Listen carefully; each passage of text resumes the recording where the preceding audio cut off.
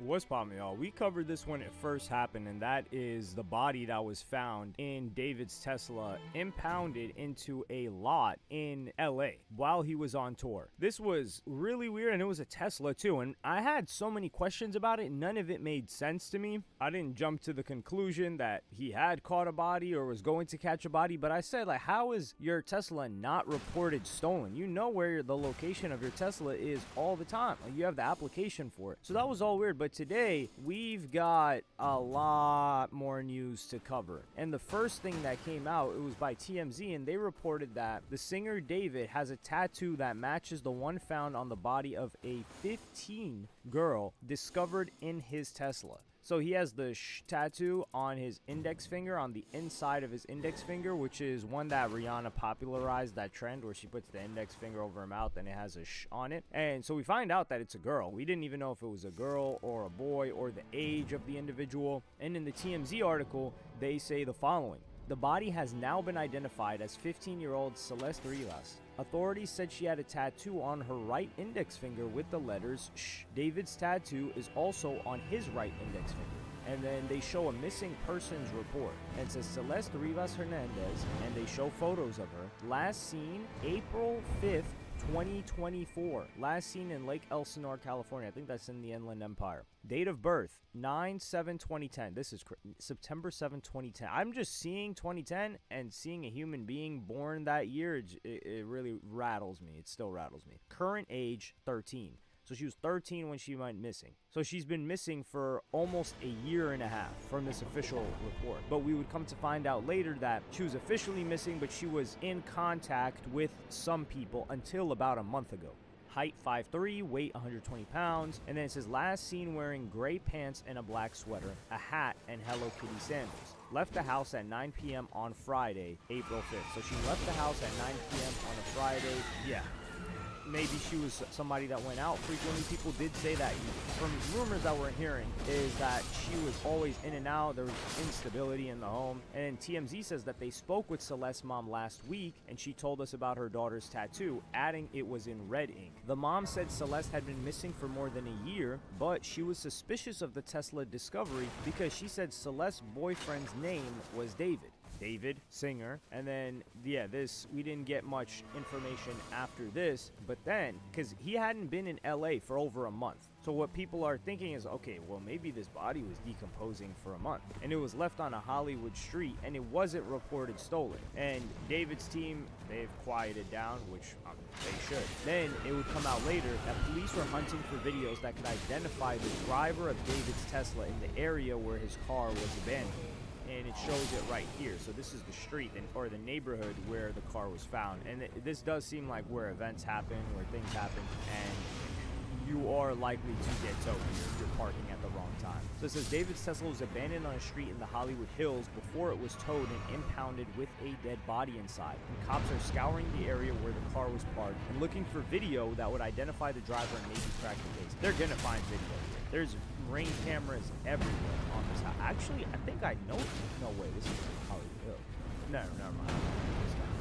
Multiple people who live on the block where the singer's Tesla was abandoned tell TMZ LAPD swept the area and are talking with every neighbor they can track down to see if there's ring camera or surveillance video showing this car. We're told cops are not only asking residents for showing the main street where the car was towed from, they're also searching for video showing nearby alleyways, suggesting cops believe that Tesla may have been driven through an alley before being abandoned to avoid detection.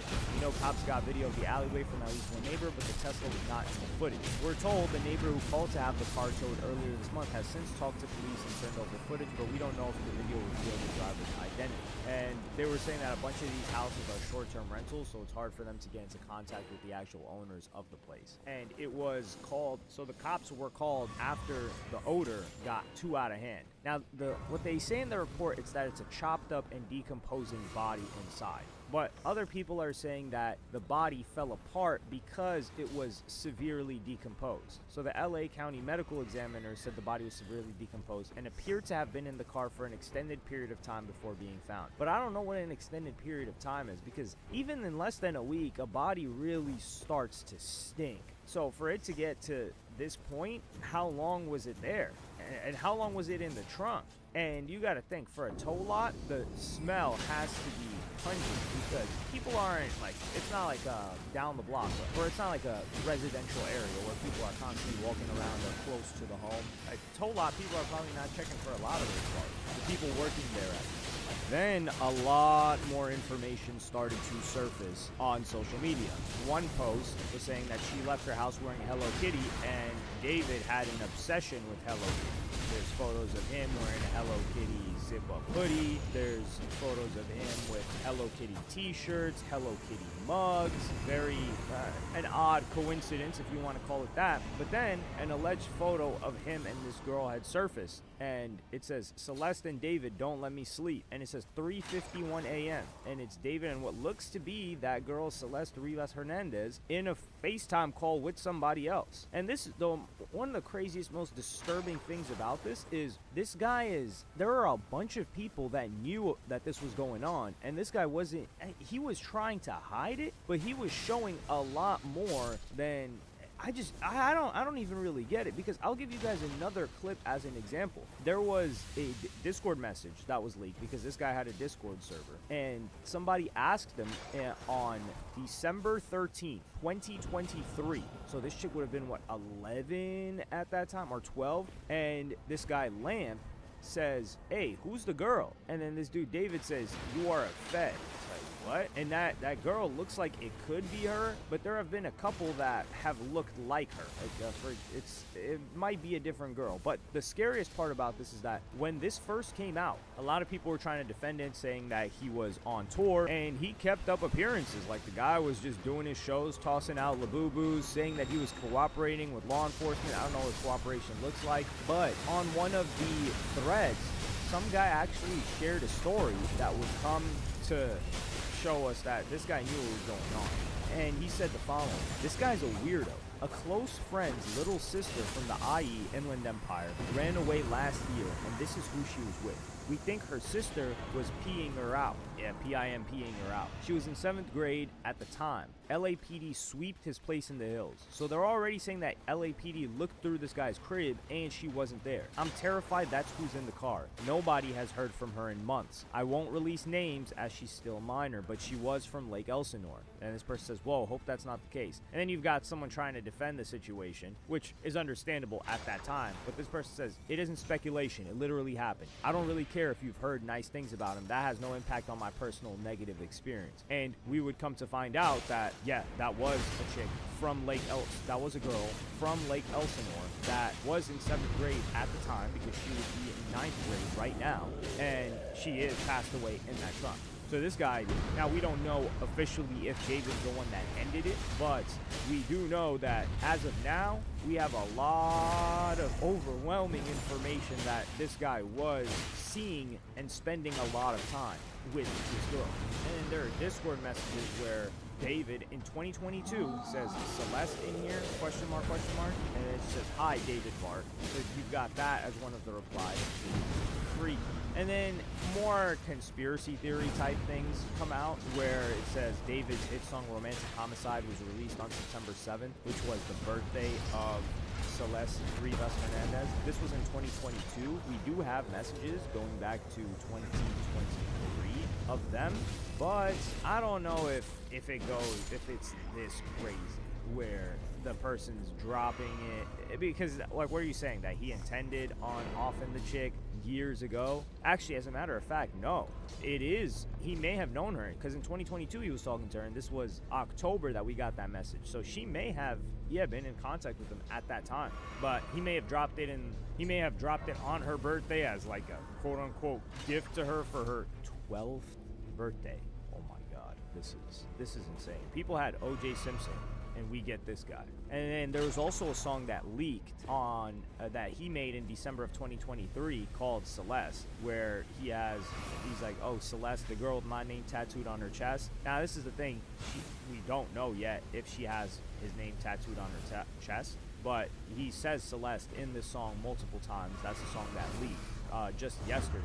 And there have been other people that have been talking about how they knew that this was going on, or they knew that there was a Celeste. People are trying to tie streamers into it, which I think is unfair. There was Jason the Ween, who had met somebody, because Jason the Ween did a song with this guy, and he was cordial with him. He was cool with him. I wouldn't say they're friends, because I can't judge streamer celebrity friendships. These guys are odd. But this is the thing. This guy was posting to his close friends. This dude, David. There's a post right here. This guy says, David posted pictures of him and Celeste to close friends, so the information they were dating wasn't made public.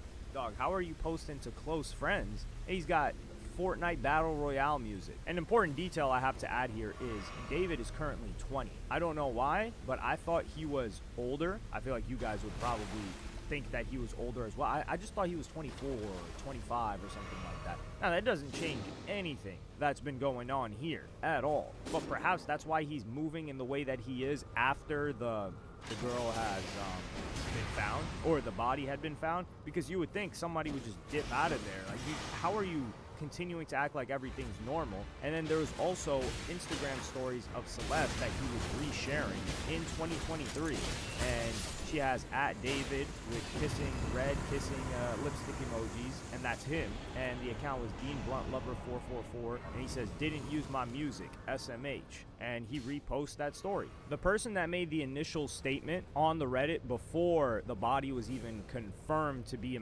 man, woman, girl, boy, said, sorry for the late response. I'm sure the police have been involved, but I don't know the full detail of C's life. It seemed to me that she has had a broken home life, family life, because the way my sister put it, she would never be home and always be out. Seems like the parent relationship wasn't there, and I'm not sure if he's still paying or not. I can ask my sister and get back to you. Edit. I asked my sister and she said she isn't sure, but I saw a news article of the picture of the girl, and my sister confirmed that it is indeed C. See this news article here. Her name was Celeste, but I used the term C just in case it wasn't her, but this confirms it. And this is great. And then they also show, this was the pic bro showed me, and this was a picture of David meeting up around the corner, paying other people that are her age, to keep their mouths shut about the situation. And TMZ would report that this was in Lake Elsinore, right around from where she lived. This gets even more disturbing because fans went and had a conversation with Celeste's brother, and I'm gonna read you guys the conversation right now. He says, dude, why does Celeste follow you? All respect to your sister, and I hate how trash people are being. Was it really him? Jesus, all love, man. Yeah, it was him, because he found my account out of nowhere and followed me. Damn, well, he has it coming. That's wild. Just randomly, did you even ever talk to him? He said, I met him once in person. So this guy knew that this situation was going on. He said, did you and your family know of your sister being with them? Like, she was living with them? All of this stuff is so confusing and disgusting. I knew and went to the police about it, but lack of evidence, so it was waved off. I believe this is a thing. And he says, BS, now that there's 1,000 people backing you up, that won't happen again. But if they had listened, yeah, it won't happen again because she's dead. That's why it won't happen. Even then, they don't do anything. They haven't even done anything towards him. That's how it is with celebrities. This guy's just yapping about his Diddy thing. People went after Diddy, and Diddy was not in a situation like this. And then he says, how long has she been gone? He says, dead? 2 weeks.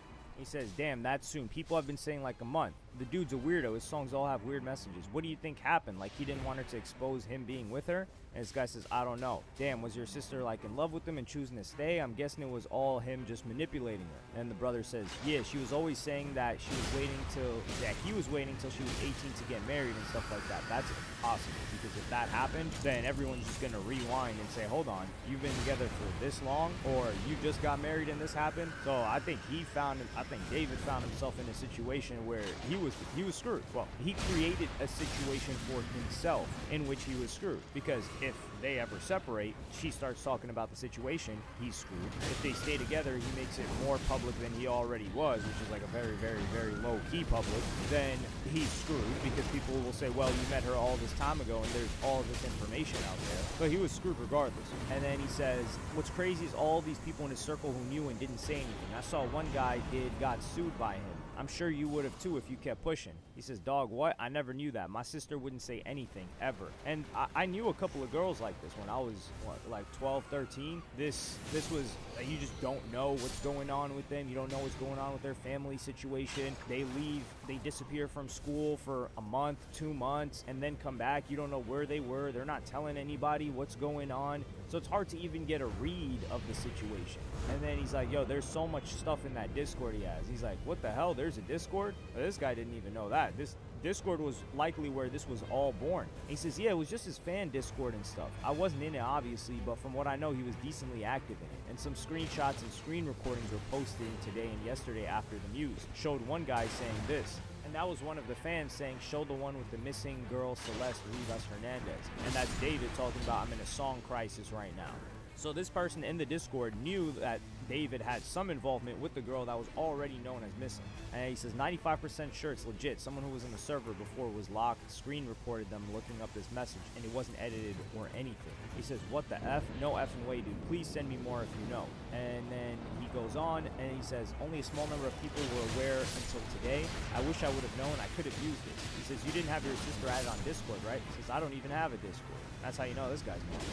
He says, yeah, I was just seeing because someone took an SS of her account. All right, this is what I got. We've seen a lot of this information, the photos and stuff. He says, are these photos her? And that song was the unreleased David song. And this is just stuff proving the messages are real. And then that guy says, yes, those photos are of her. He says, do you know any of your sister's Instagram accounts? And then he shows those text messages back and forth. He says, that's my sister, dog. And he shows more photos of his sister. He says, yeah, you think this is real? He says, yes, I do. I know who Gus is. He's dead. He says, what happened? He says, he got shot up, dead. And he says, you think by David or some other issue? He says, some other stuff.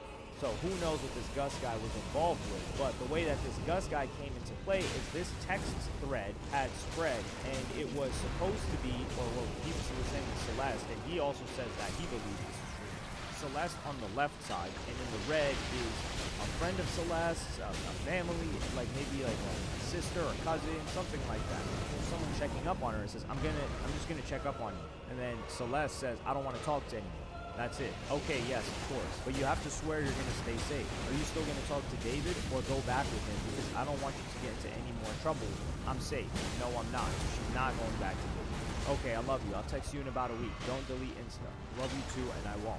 And then she says, I made it. And it says, it can bleed and not bleed during SEX because you probably did it when you were younger. I didn't because I wasn't horny. And it says, you said you bled? She says, I thought I did, but I just got on period. I only bled with David. And then she says, with Gus, and this is the same Gus that guy's talking about that's dead. With Gus, I was just drunk and did it because he got mad at me the first time for not getting with him. So that Gus that was also followed by David and followed by that account is now dead, according to the brother of Celeste, who is also dead. So that's almost all of the information that's out right now. There's a couple of other things, like the guy that he got called a Fed, he's been talking and saying some stuff, and people have been sharing some Discord messages, but it's nothing like so damning that we've got to add. But let me know what y'all think of this in the comments. Like, subscribe, and hit the notification bell if you enjoyed, and I'm gonna see y'all in the next one.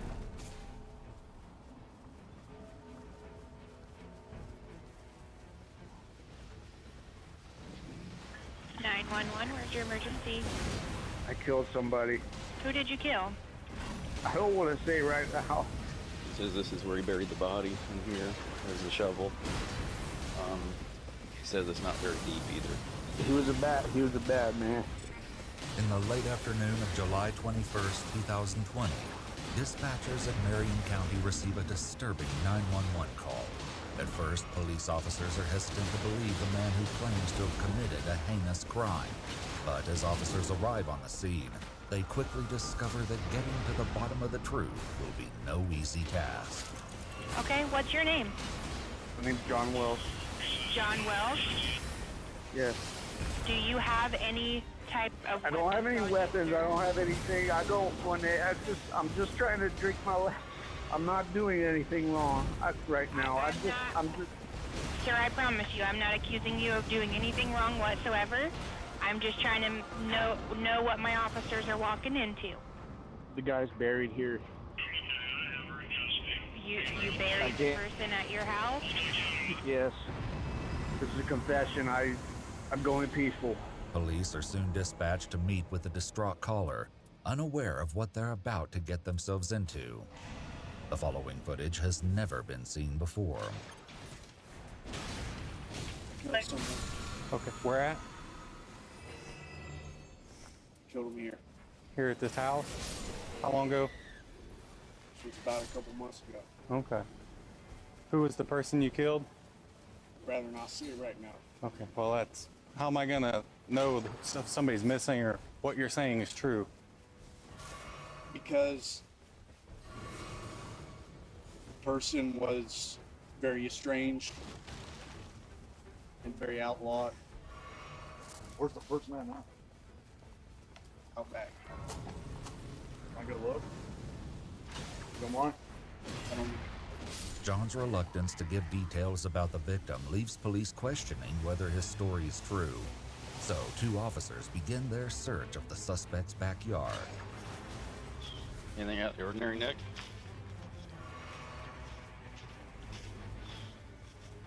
Huh? No. You saying it's 2 months ago? When the officer returns to ask for a more specific location, John is quick to share exactly where he buried the body. Where at in the backyard? What area? Under the left window, where the garden is. That's where he is. Who is it? Some older guy that he just met that day. His claim that the victim was nothing more than a stranger will not be the first of his many lies today. Separating fact from fiction will be more than a challenge, given John's apparent state of intoxication.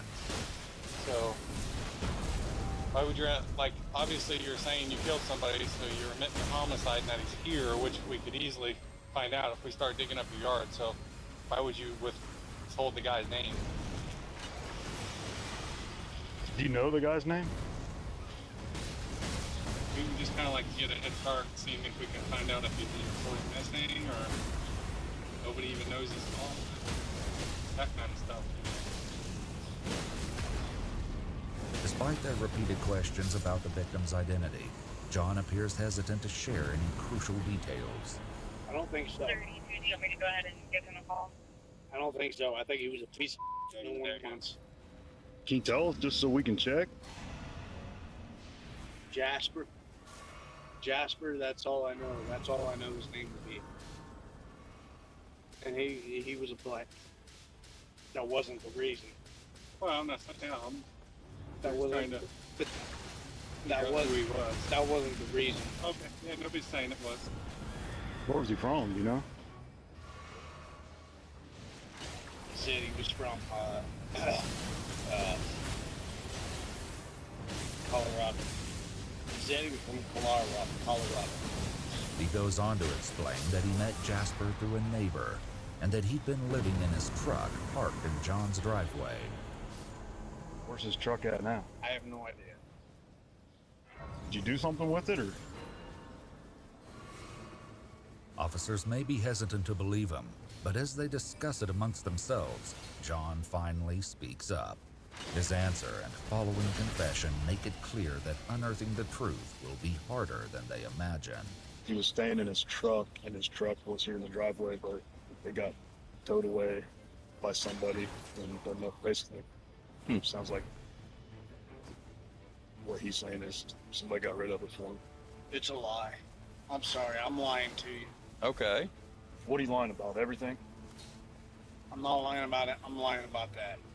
But you're not lying about the homicide. Everything else is true. Okay. Where'd this all happen at then? Right here. Outside, inside? Right here. Where we're standing? Right here where we're standing. Okay. How many shots were fired? Do you know how many shots you fired? 3? Check that out. With little more to go on than a first name, a missing truck, and a less than truthful suspect, police search their database for clues. What they discover next may provide some much-needed answers. 2 months before officers arrived on the scene, this call was placed to 911. I believe I heard a gunshot. I'm not 100% sure, but it was way too different to be a firework. And then there was 2. They were about, I want to say, 2 minutes apart. Any idea where they might have been coming from? What direction? Yeah, it was really close. I believe, honestly, it was next door to me. Fortunately, the neighbor in question is home. As it turns out, her boyfriend was with her at the time of the incident, and he begins to describe the disturbing details of what he witnessed. Well, me and her brother were over there playing GTA, like 1 or 2 in the morning. Okay. We heard a boom. Like, I asked him, "Do you hear the noise with it? You?" And he literally opened his door again, pointed it. I'm not saying gun because I'm not her concerned. But pointing whatever down, boom. If he was shooting a gun, he would have shot it inside the truck. Yeah, like right at the floorboard. It would look like at least. All that the officers need to know now is the location of the handgun. Unfortunately, the answers they get are far from what they want to hear. How did you kill this person? With a Russian knife. A handgun? And you still have this handgun? Somebody broke in and stole. Somebody broke into my house and they stole it. Sure, pat him down. Oh. We're gonna check, just make sure you don't have your weapons on you, okay?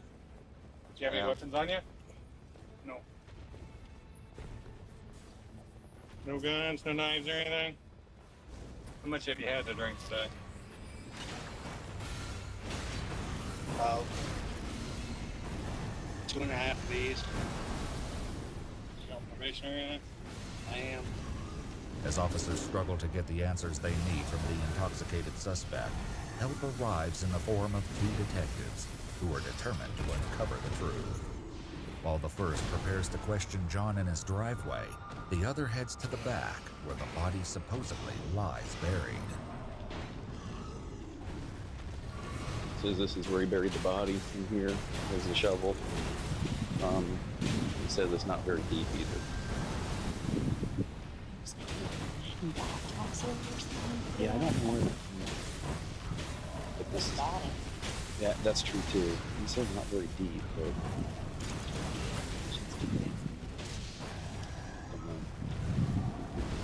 sometimes he is very forthcoming and then he won't. So, but see how it's like adding some bricks. There's 2 boards. He just threw together like whatever he can. It's just weird. Yeah, that's what. Nope, just some grass. Alrighty. While one detective can only speculate, unable to disturb the shallow dirt without the help of a crime scene unit, the other works to uncover what could have driven Jonathan to commit such a grave act. What he claims is more shocking than anyone could have imagined. Can you just take me from the top of what's going on while we're here today? Tell me in your own terms. In my own way. Yep. He was in.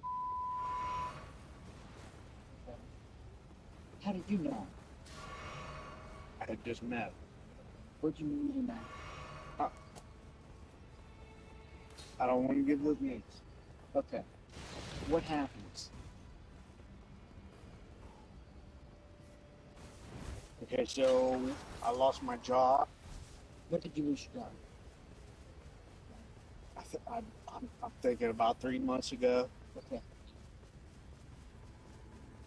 So you lost your job. Somehow you and this, what's his name? We got into it because he was a random person. Yeah. That I met. Okay. He asked me.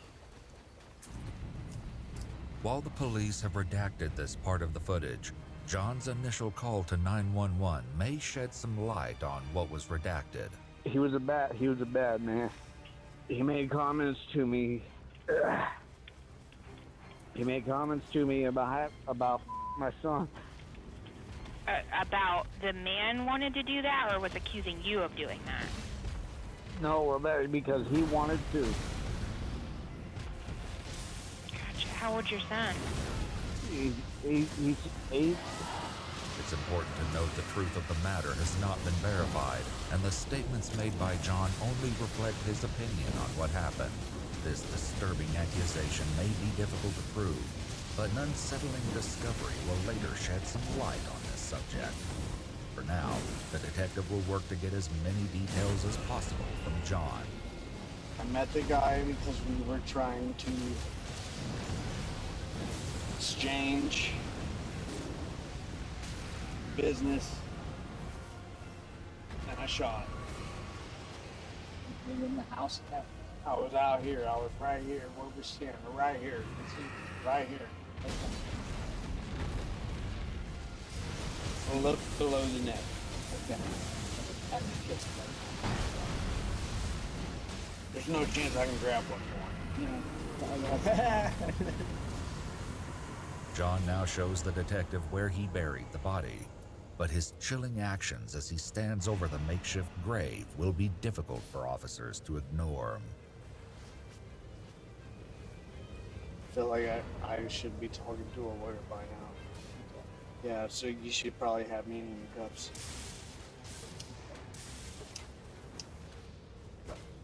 You're a homicide investigator. I'm telling you the truth. Okay. John, I gotta take this phone just real quick. So you just stay here with Officer Goodwin for a minute, okay?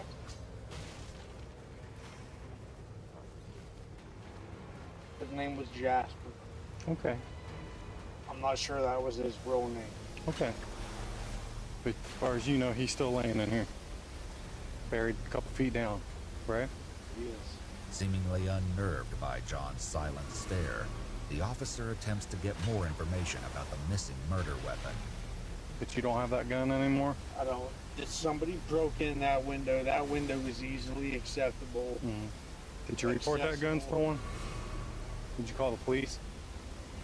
I called the police when an incident happened, and they knew I was, for a fact, in jail. And somebody. Did you report the firearm stolen though? I did not. Was it your firearm registered to you, or? It was mine. It was yours. Where'd you get it at? I got it from a flea market. Okay. Just know on Go the back St. out Gallen front call with us. that I spoke with 494 We'll go back out front so we don't have to stand out here. 489 Right? St. Gallen as well as After putting out his cigarette in the dirt over the body buried just a few feet beneath the surface, John returns to the front of the house with the officers. When one officer thinks to ask what brought about his sudden desire to confess, his shocking revelation is not unexpected, as you'll soon learn. Has the guilt of it been eating you up, or what made you decide to call us? More like the evidence of it. Okay. Great, since you're not paying your rent, the landlord's gonna find you back there. Pretty much. Shockingly, John's first call was not to 911. Knowing that he would soon be evicted, he opted to tell the one person he knew would eventually discover his jaw-dropping secret. Okay, my name is Adam. I own a property. All I am is the owner. I'm not there right now, but the tenant just called me and said that he killed somebody there. He is there now. He is distraught. I told him that I was going to call you guys as soon as I got off the phone. Yeah, he's actually on the phone with my partner right now. I was just trying to keep the gentleman calm as I could keep him. And I'm concerned for his well-being, and I told him, I have to turn you in if you don't turn yourself in. John revealed crucial details during his call to his landlord, as you'll hear later. Well, to say what the news gonna say now. The news is gonna say I shot a black man because I was on meth. That's what the news is gonna say. Or were you on meth that night? Did you say? I was not. Okay. I absolutely. Did you use any meth today? No. When was the last time you used meth? No, the last time usually is the last time you I was dabbling. Okay, sure. John, I want to just run through this real quick to make sure I got it straight. Okay. About 2 months ago, we'll talk. This is July, so we're thinking May, early May, late May. Black guy from Colorado named Jasper comes here. You guys are going to make a deal. He's seeking meth. You're seeking meth. He makes. I was not. I never tried meth at that time. Okay. So he's seeking meth from you, right? He. Garcia. What was your business about? We were mutually seeking money.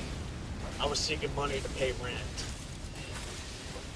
How were you gonna get that money? Plan was just to sell on Facebook. I had a 401k from the job I worked, and I was buying items, and I was intending to sell them. The reason that I met the guy was because I felt like I needed a mutual bond with somebody. Our agreement was that, and also I draw portraits. Is there something involved between you two? I'm sorry. I just don't want to misunderstand. There's nothing between you two, right? You and Jasper? Or was there an arrangement for that? There was not. Okay. There was his misunderstanding that there would be. Okay. He was a gay man. Okay. Did you ever correspond with this guy on the internet or anything? No. Once again, John reiterates his claim that Jasper made advances not toward him, but toward his 8-year-old child. What I understand here, there's going to be no proof or evidence of that. Of him making the advances? Right. When one officer circles back to questions regarding the victim's missing truck, John quickly interrupts her to ask a startling question of his own. For what color? Vehicle was even? There's no chance I can buy myself more time with a drink. No, well, can't let you have anything else. Can't let you get back in your house at this point. I think I should just talk to an attorney. Searching for clues, officers enter John's house but are quickly hit with yet another disturbing realization. It smells like chemicals. Is he cooking meth? I mean, if you smell in there, Is he cooking meth? I don't know. Get out of there, Dana. He might be cooking meth in here. That's gonna complicate things. Yeah, I know. I could smell it when you guys pulled that back.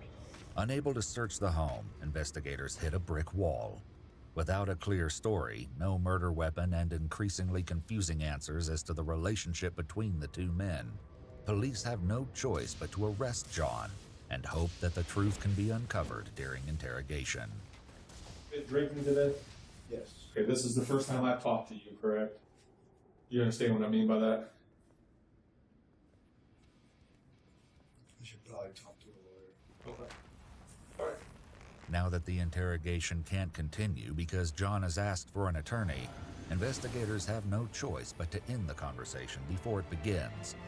An officer soon returns to book him into the county jail, but shockingly, not for the crime which he earlier confessed. We don't really know what's going on with the stuff you're confessing to, so right now you're just going to go to jail for a probation violation since you've been drinking. Go ahead, we're going to figure all this other stuff out though, okay? Although John's intoxicated state left detectives unable to piece together the full story at the scene, crime scene investigators later succeeded in unearthing the body. The victim would later be identified as 33-year-old Jasper Brady. According to police reports, his body was discovered just beneath the flower bed, exactly where John confessed to burying him. He was found cocooned in several layers of trash bags, tarps, and plastic wrap, which were each sealed in duct tape. A later autopsy would confirm the cause of death as 2 gunshot wounds to the chest. Although his body was nearly beyond recognition, the autopsy report noted several details about his appearance. These observations, when compared to the video you're about to see, have spine-chilling similarities. At the time of his death, Jasper's hair was styled in a distinctive low bun. He donned a thin plaid scarf, wore 2 necklaces, and his fingernails were painted.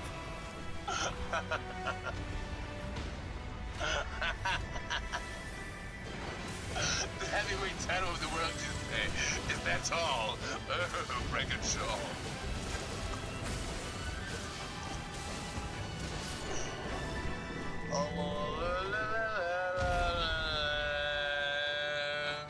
I'm home.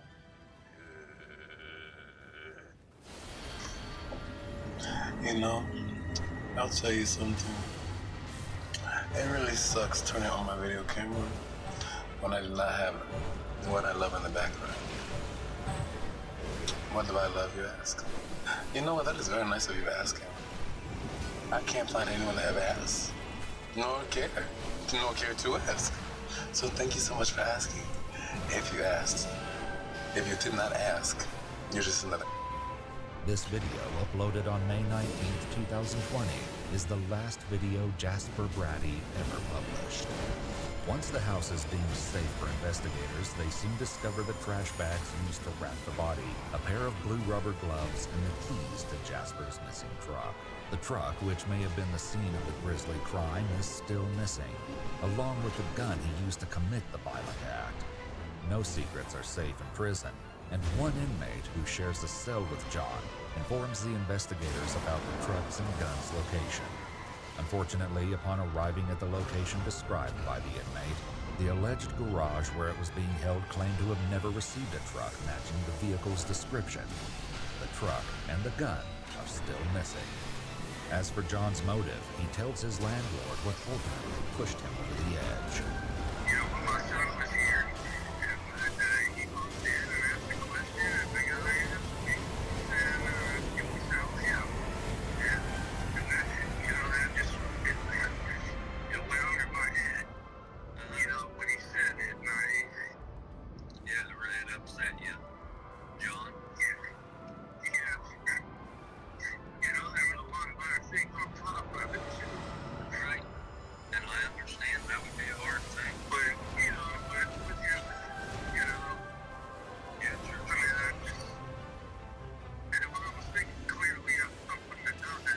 Later investigation unveiled a disturbing series of Facebook posts that may lend credence to his claims that Jasper held a horrifying secret. In these posts, made only days after John's arrest, they claimed to have been assaulted by Jasper Brady. They later contacted the police and made a chilling request. Yeah, I have something to say about, you have a murder case you're working on. Jasper Brady was killed a few days ago. I have something to say to your suspect. Tell him I said thank you for killing my... You say... Tell your suspect, the guy who turned himself in for killing Jasper Brady, that I said thank you for killing my... While these details are mentioned in the case files, we've not been able to confirm any of these allegations against Jasper Brady as facts. Jonathan Welsh has a long criminal history with multiple misdemeanor charges from 2006 up to 2022. These include theft, underage drinking, possession of substances, criminal trespassing, and child endangerment, among others. In the case of Jasper Brady, Jonathan Welsh was charged with murder, tampering with evidence, and abuse of a corpse. He ultimately pleaded guilty to one count of murder, and on August 30th, 2022, 2 years after the incident, Jonathan was sentenced to an indefinite term of... What's poppin', y'all? We covered this when it first happened, and that is...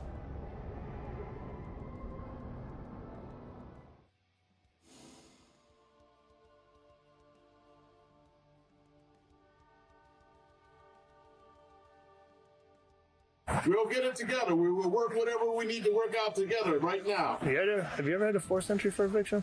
They possibly have access to grenades and explosives. Mr. McGood!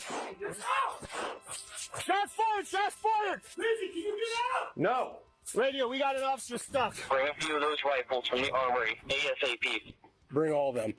This is exactly how shootings go down doing like this. When police officers in Euclid, Ohio assist with a routine eviction, they have no idea that they're walking into a deadly confrontation with a man who has no intention of leaving the property. The suburban peace is shattered when gunshots pierce the November air, and police must race against time, face shocking violence, and launch a daring rescue attempt to save one of their own. On the afternoon of November 9th, 2023, 2 Euclid police officers respond to a call from a bailiff carrying out an eviction order on behalf of the municipal court. Mr. Chad McGraw, just sitting inside. I knocked on the door. He came to the door. He opened it. He cracked it open. And he said, "Wait a minute." Close the door. Is that the landlord or something right there? Yes. Yeah. And I told everybody to stand back because after the second time he closed the door and locked it, I knocked on it again. And he said, "1 minute." And then that was it. Okay. When I called you guys. Has he been living here for a while? Because I've never been to this residence for anything. I believe so. We had a court date. The hell's going on with this siding? I have no idea. Jesus. Is that his? Or? Yeah, that's his car. So has he been to court or? Yes, he's been to court, and I served the notice. He knew that he had plenty of time to leave. I served on Thursday. Okay. Which was Thursday, last week Thursday? Yeah. And so he knew to leave, but let's try it again. Okay. I'm about to say, you're busy today. I was like 2 in 1 day. People just aren't listening. Right. The bailiff prepares once again to rouse Chad McGraw from the house, this time with some assistance from Officer Schwett and Officer Lindsay. While there's nothing yet to suggest that there will be a conflict, it isn't long before the officers begin to have serious concerns about McGraw's behavior.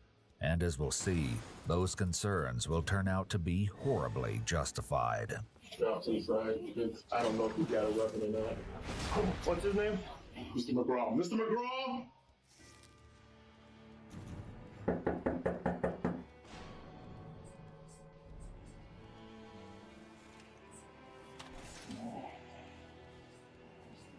Hello, it's McGraw.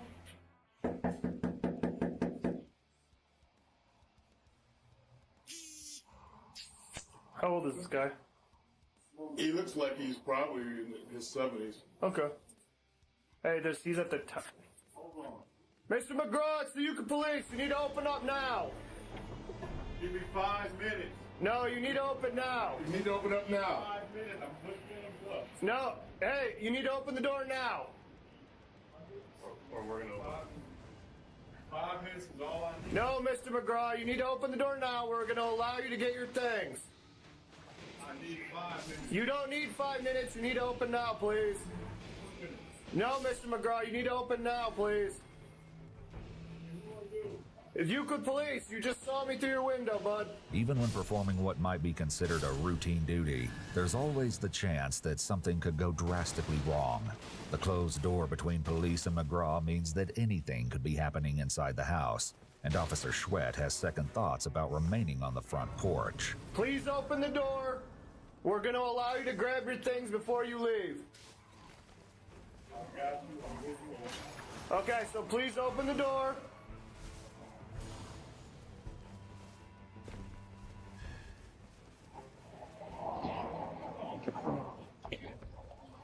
We will work things out with you. I don't like Please being gotta up open there. the door right now so we can talk this over. Just watch the door. I'll watch the window. Through the door, McGraw tells the officers that he's got something to finish before he can come out to talk. You're writing something? No, open the door now.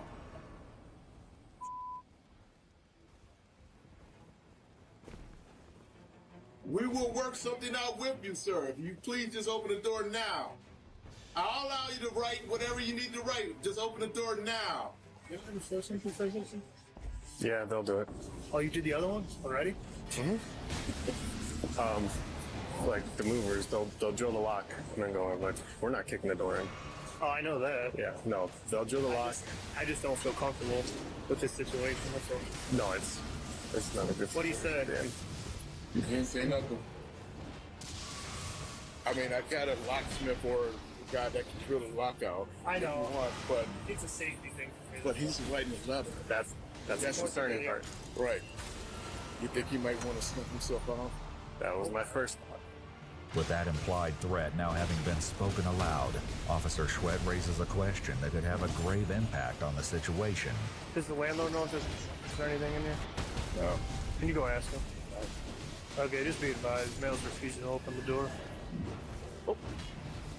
What the f was that? Is that a gunshot? No, truck bed. Oh, I was about to say, I was like, here we go. Not gonna lie, that sounded like a muffled gunshot for a second. I was like, If this call seemed typical when it began, McGraw's antics have elevated the potential threat. Officer Schwett flags down a neighbor to see if he can get a better picture of who it is they're dealing with. Hey, sir, do you know your neighbor at all? Very well. What's up? No, we're just here for an eviction. He's refusing to open the door. I didn't know if you knew him, that's all. Yeah, I mean, I've talked to him several times. But... Friendly guy? Huh? Friendly? Yeah. Older? Yeah. Okay. Okay. Appreciate it. Yep. They have no idea of any weapons or anything. He said the neighbor said he's like an older, friendly dude. He just told me to hold on. He just keeps saying that, though. Yeah. You know? The information from the neighbor is encouraging, but it's not much to go on.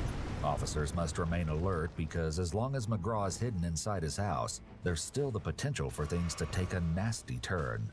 After waiting for more than 8 minutes, officers decide they've given him long enough. I need you to come to the door. We're going to open it, okay? With a locksmith heading toward the house, the police give Chad McGraw one last chance. Officer Schwett approaches while Officer Lindsay crosses the door to stand on the other side. Mr. McGraw, we need you to answer the door or we're coming in. No more minutes. Mr. McGraw, we're coming in if you do not open this door. Do you understand me? No. We're not holding on anymore. You need to open the door, please. We got a lot. Come to the door now. What do you say? What was that? I need you to come to the door and talk to me. The locksmith enters the porch, unaware of the mortal danger lurking behind the door. I'm trying to stand off to the side, too. Did you get one? Damn. That was impressive. Yeah, it is. Oh, yeah. I have to use a drill. That would took much longer. Okay, get over a rift because I was gonna ask how long has it been since he's been rough? I don't know. The locksmith exits, but what the officers don't know is that McGraw has been waiting for this exact moment. Just open and let it breathe. Ready? Yep. Mr. McGraw! Out! Shots fired! Shots fired!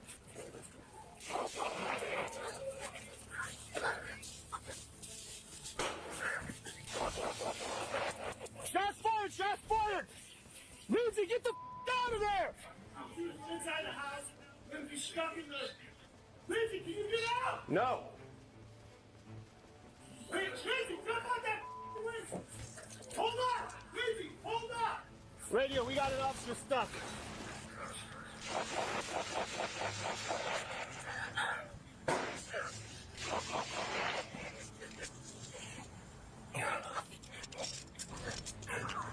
Officer Lindsay is stuck in the house. I do not have eyes on the male. He's somewhere in the house shooting at us. As the officers struggle to nab the shooter, he starts blasting FJB Nobody Likes You on his speakers. Lindsay, can you hear me? I can hear you. I can hear you. I cannot get out. 4-3, I can hear you. Where are you? I'm still on the porch. Okay, listen. I am gonna lay down fire and then you run the out. Negative. With Officer Lindsay in an inescapable trap, backup begins to arrive on the scene. They're heading into a treacherous situation, but have no idea of what horrors truly await them at the home of Chad McGraw. Radio, we got a lot of stuff. All right, what we got? All right, I'm moving up. Let's go. All right, 6. Front porch right here. See that? One with the front door open. Right where Schwartz at. I'm moving up to the van to see people. All right, go. Buddy at the station, bring a few of those rifles from the armory, ASAP. Bring all of them. A massive police response is gathering on the street, but every second is an eternity for Officer Lindsay. I'm in the porch. The only way out is crossing the front door, which I am not doing. There's no way for Officer Lindsay to escape, and there's no way for officers to rescue him without putting themselves in the line of fire. As perilous as this situation is for the police, they aren't the only ones affected by the sudden outburst of violence on that November day. In an exclusive interview with EWU, Euclid resident Jenna Catrone says she was driving by the house when the bullets started flying. I see this police car coming towards me with their lights on, and I kind of out of the corner of my eye, I'm driving down the road and I see, police in a driveway. I'm not, whatever, not thinking twice about it.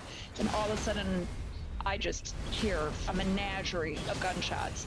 And instead of probably hitting the gas, I slam on my brakes. I mean, I stalled out and hit the ground. Like I went down because I was pretty sure that those shots were coming right at my car. And I stalled out directly just past the house. We're thinking they're hit, I'm hit, somebody has to be hit. Because they were just zooming right past us, the bullets. And that's the first thing you do, you just go down. And that's what I did. I slammed my glasses into my shifter. And yeah, because I had my seatbelt on, just the way I went down, I fractured 2 ribs. It was interesting. At this point, police have no way of knowing if McGraw was taking aim at passing drivers like Jenna. Indeed, they know very little at all about the man inside the house. Who was Chad McGraw before police knocked on his door that fateful day? In this car dealership commercial, McGraw introduces himself and explains his position at the company. My name is Chad McGraw, here at Beechwood Infinity, sales and leasing consultant. From the outside, McGraw seems to have a thriving career in the car business, and we don't need to go all the way back to 2017 to find evidence of that. On his own YouTube channel, McGraw has uploaded nearly 400 slideshows congratulating his car-buying customers. The latest one, seen here, was uploaded only 3 short days before the shooting.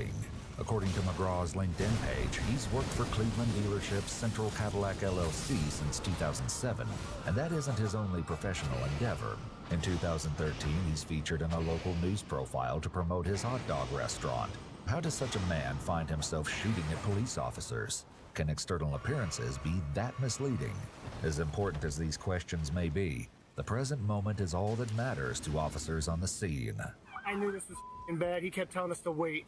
This is especially true for Officer Lindsay, whose entrapment on the porch culminates in one of the most intense moments of the afternoon. He shot at us through the door in the living room. We're pointing at these 2 front windows in the front of the living room. I shot through. I don't know if I hit him or not. We need to get Lindsay the out there.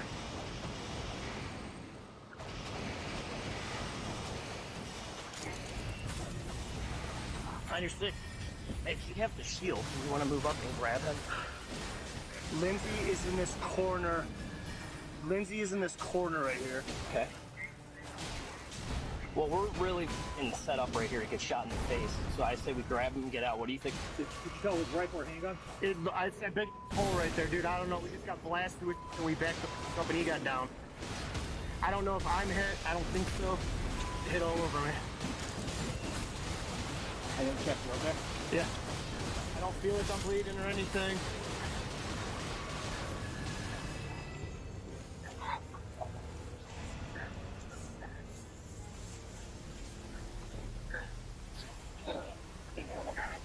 I got no blood. As bad as the situation is, the officers get information that could turn an already perilous scene into something much worse. Did they say grenades in this house? Yeah. This guy sounds like he doesn't have any CCH, pretty much. Yeah, that's like that, or is he a veteran? We don't really have history from him, but I just heard Sergeant Eddington say something about grenades and explosives and multiple firearms. The idea that McGraw is holed up in his home with explosives adds a layer of immeasurable threat, not only to the responding officers, but anyone in the immediate vicinity. Knowing that another round of violence could erupt at any moment, an officer attempts to evacuate McGraw's next-door neighbor. Hello. The person next to us just shot at us a bunch. Oh my god. Okay. We'd like to get you out of the house. Do you mind coming over here, getting into your car and getting ready to go? Yeah. Okay. Yeah, can Take a few minutes. Thank you. Yep. Okay. Thanks. As Officer Gilmer tries to get the woman and her children to safety, more information comes over the radio about the suspect. Court confirmed Chad McGraw, 41471. 51-year-old male, 5'10", 200 pounds. He is a black male, and he was arrested today. Yeah, we know that one. Was that him? That he's talking about on the radio? Yeah. Okay. But I Black thought- male? Yeah, I thought the Department doesn't have any issue with him. I thought the dude was in like a Other than a single arrest for a dog bite in August of 2022. There's no criminal history that would foreshadow the day's events, but McGraw did have a couple of minor run-ins with the law the previous year. Both of them concerned his bulldog Max attacking postal workers in the yard. In the second incident, McGraw told officers that he needed a protective dog like Max because of, quote, the violence that regularly occurs in Euclid. It is, of course, McGraw's violence that has caused the chaos on this November day. Not trying to rush you, but we gotta go now. Come on. Come on, guys, we gotta go. Come on, Kai. Sorry. Hello. Can you say hi? Hi. With them shooting at us already? Yeah, I didn't. We don't want a bullet to come through your house. I didn't hear anything. Yeah, you shot a bunch. Officer Gilmer tries to get the neighbors out of harm's way, even as swarms of law enforcement officials descend on the street. Drive right through the yard around that police car. Go through their front yard. I don't care what they say. Go through their front yard. Hurry up. I'm in the middle of the open. Don't hit our car. Hey, watch it. Watch it. She's gonna hit my car. Hey, you're gonna pull forward? Dude, she's gonna hit my car. Don't hit the car. Okay, hey. Okay, come back. You're good. Police are still getting information over the radio, and the news gets worse by the moment. Apparently, there's also an adult son who is believed to be residing there. They have marked up their firearms and possibly explosives, such as grenades. I f***ing asked if there was any firearms in the house, and I was told no. That would have changed everything. As far as the police response goes, it already has changed everything. Multiple agencies arrive at the scene, including the Lake County Sheriff's Office, the Wickliffe Police Department, and the regional SWAT team. Any occupants of 781 East 250. This is the police department. Come outside with your hands up. Any occupants of site 781 East 250. This is the police department. I was right there. I did have to pull over, but I'm watching. I've never seen anything like it. I felt like I was in downtown LA when you see those videos with the helicopters and the SWAT team, and I'm just like sitting there, and it was like being in a movie. The emergency is such that off-duty cops leave their second jobs to respond to the crisis. I'm gonna get fired from Amazon for the way I drove out of the parking lot, probably. Hey. The various police agencies bring with them heavy artillery and armored vehicles. You know what's funny? That's the same one I drove in Iraq. I'm just having a glorious. I mean, it is what it is. I didn't die in it, so that was good. In addition to guns and reinforced vehicles, the police have access to technology that will allow them to get a peek inside McGraw's home. And moments from now, we'll see the unsettling footage captured by the drones. First, however, the dramatic fate of Officer Lindsay will finally be revealed. Okay, here's what we're gonna do. How's your shield work? You just how's your shield work? Never done one before, so figure it out. Give it the. I got it. Gilmer. Okay, we're gonna move in, cover that door. We're gonna pull him out. Okay, hey, hold on. Wait, hold on. We gotta let 20 know. 20, we're coming. Whoever's moving up to me, come up by the pine tree. The shots look like they're going at an angle out that front porch door. Alright, I'm gonna just hold the shield. You work that rifle. We're gonna move nice and slow. Ready? Go. My gun is hot. Step, doors left. Lindsay, go. Go. Pulling out. Straight. Everybody back out to the street.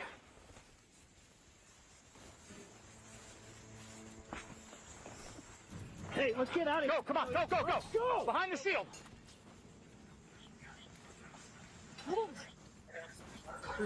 Yeah, I got it.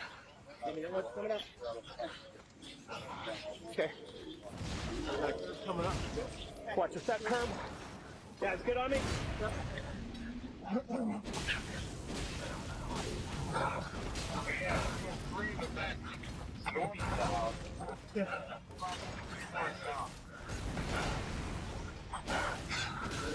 Okay.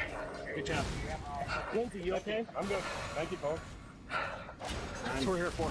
The rescue of Officer Lindsay is a death-defying success, but the police are acutely aware that things could have gone much worse. McGraw didn't fire upon them as they extracted Lindsay, and now it's up to the drone to find out what is actually going on inside the house. Can you keep that door at all?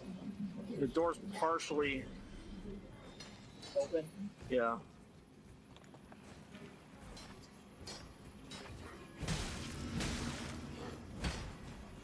Ooh, is that blood? No, I think that's that. The holes through the wall and wallpaper. That might be. Oh, is that on the floor? Yeah. I gotta stop recording and I gotta switch to. It just crashed. The first drone fails to get through the doorway, but not before the operator notices some alarming visuals on the screen. The question is whether he really saw blood inside or just debris from the barrage of gunfire. It'll take a second drone to find the answers.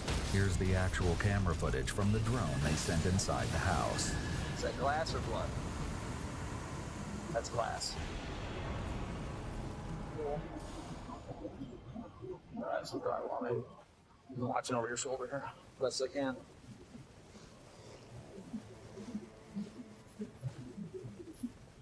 Oh, there's bullet holes in the...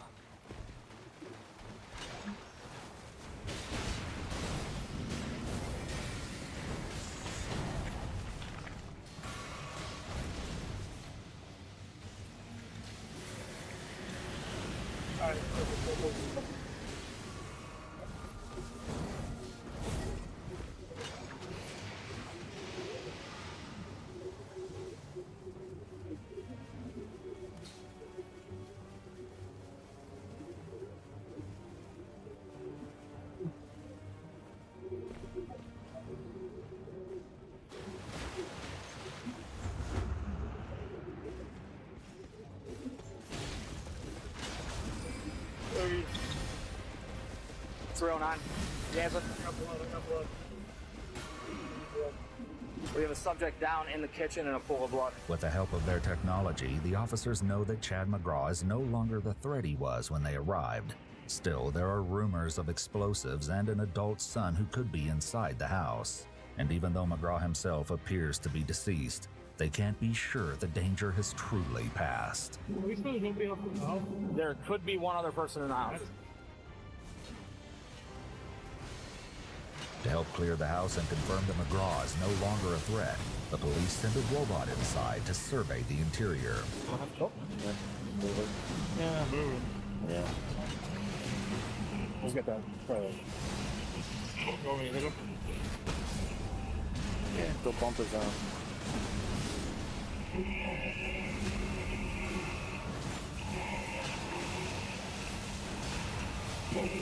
Oh yeah, you can see.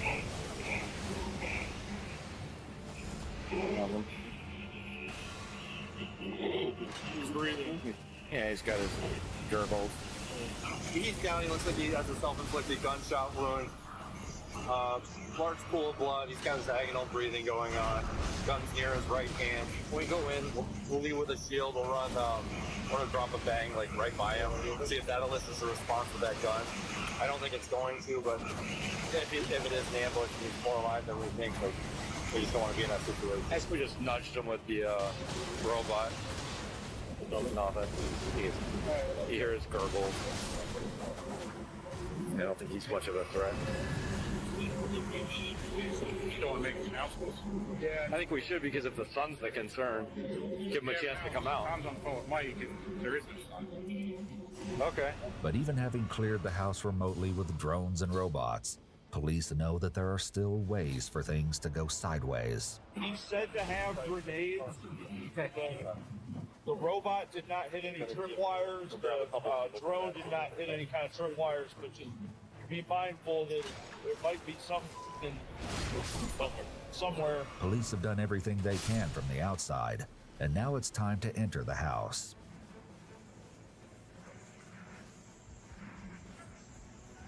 Stairs. Stairs, right?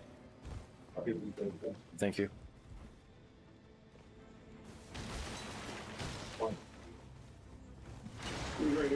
Yeah, I think we need it. Though McGraw appears to be incapacitated, the officers decide to throw a flash grenade just to make sure that he doesn't have more life left in him than it seems. Bang out.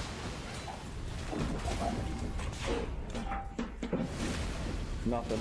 I'll secure that gun. You got him?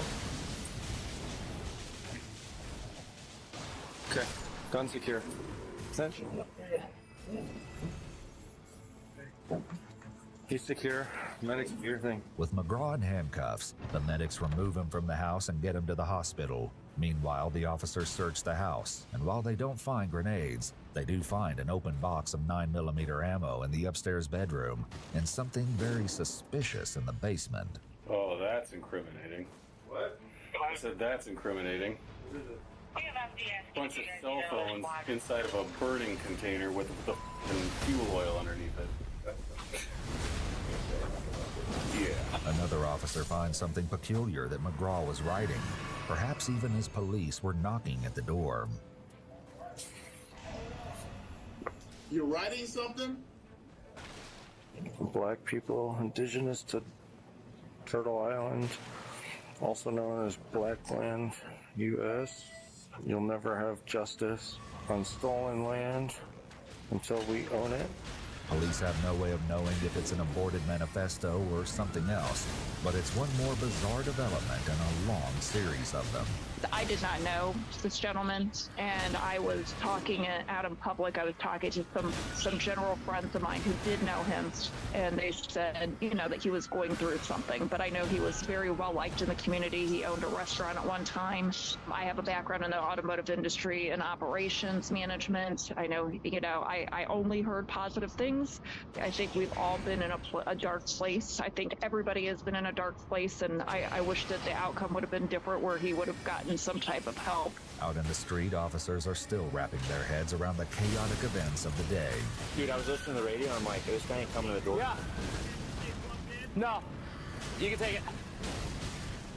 When he wasn't answering the door, I'm like, this is exactly how shootings go down, doing like this. Euclid police released a statement to the media confirming that 52-year-old Chad McGraw was found inside his home with a gunshot wound to the head.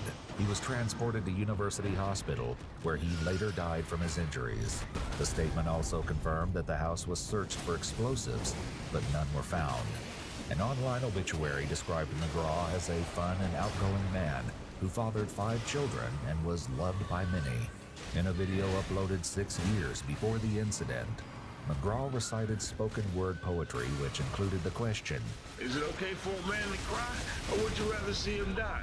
McGraw's poem, titled My Cigarette Burns, was playing inside his home at the time of the shooting.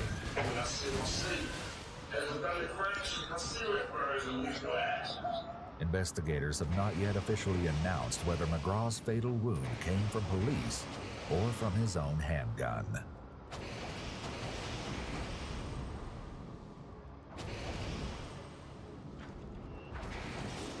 Let me see your hands! Both of you! Put your hands up! Exit the vehicle! I want to introduce myself. I'm sorry. I am Gotham's Reckoning. Please note that while the following footage is intense, it does not show anyone being physically harmed or injured. There's a kid in the car!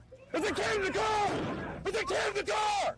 On the morning of November 3rd, 2020, a shocking 911 call comes in from a woman reporting violence has broken out in her neighbor's apartment in Henderson, Nevada. The following report is based on police records, and most of the footage has never been seen before until now.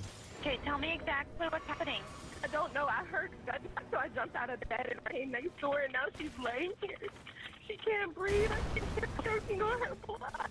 Okay, is she outside or inside? She's in her doorway. There's blood. Has she been shot? Yes, I'm assuming that she's been shot. I can't tell. Her head is bleeding. Is she talking to you? Someone else in there? I hear you. Somebody else is inside, but I don't know if I should walk in. I hear you. She's screaming, help her. Are you in here? You can't move? Were you shot too? The young woman in the background is 16-year-old Yasmin Hawatmeh, who will require immediate medical intervention. Her 39-year-old mother, Diana Hawatmeh, lies motionless by the front door, and it isn't long before the 911 caller realizes there's yet another victim. Oh my God, there's somebody else here. Okay. There's somebody else on the floor. Okay, are they bleeding? Yes, they're dead. I'm sure they're dead. Okay, are they breathing right now? The one woman in her doorway is still breathing. I can hear her. It sounds like there's blood on her lungs. Okay. There is another woman shot and dead in there. There's another woman in here with her leg shot. Okay, so we have 3 victims total? Yeah, there's 3 victims total. The third victim is Veronica Muniz, a 33-year-old cleaning woman who was in the apartment when the shooting broke out. The scene is already tragic enough, but it will soon become clear that this day of violence is not over yet. Okay, did anyone see where the person went with the gunshot who was shooting? One of our neighbors said that he had a kid with him. The guy who was shooting? A Hispanic kid and an older black guy. My neighbor seen it. Henderson police arrive at the apartment complex in minutes, and they will soon learn that the missing kid is 12-year-old Joseph Hawatmeh, Diana's son and Yasmin's brother. They begin tending to the victims inside the apartment while staying alert to the very real possibility that the suspect who did this is still nearby. I got this room. Got that room? Yeah. Okay. Control scene 1347, be advised. I have a third now. One at gunpoint. What do we got? What do we got? What do we got? Huh? Come out! Come out! Come out! Come out! Come out! Come out! We hold right there. He's in apartment. Okay. Okay, be advised, the one at gunpoint is not our suspect. It is a scared citizen. We still have suspects outstanding. Hey, what do we got? I need one more in here. I need one more in here. Keep clear. Let's get her out. Let's get her out. Move her out. Stack up right here. You finish cleaning this room. She's coming out to you, Claire. Walk out. Walk out. Walk out. Move on. Stay down there. Walk out. Walk out. As police escort the cleaning woman whose co-worker is lying deceased inside, another 911 call comes in, but this caller isn't looking for help. The voice on the line belongs to none other than the killer himself. Henderson 911, what's the address of your emergency? Hello? Hello. Hi, how can I help you? Hi, can you hear me? Yes, I can. How can I help you? This is Jason. I sometimes think my name is XM Satellite Radio, and I'm here with, we're doing a movie. I want to introduce myself. I'm sorry. I am Gotham Reckoning, also known as Bane. Where are you, sir? Hello? Well, Bane, let me introduce my friend. Okay, you're on a 911 line. How can I help you?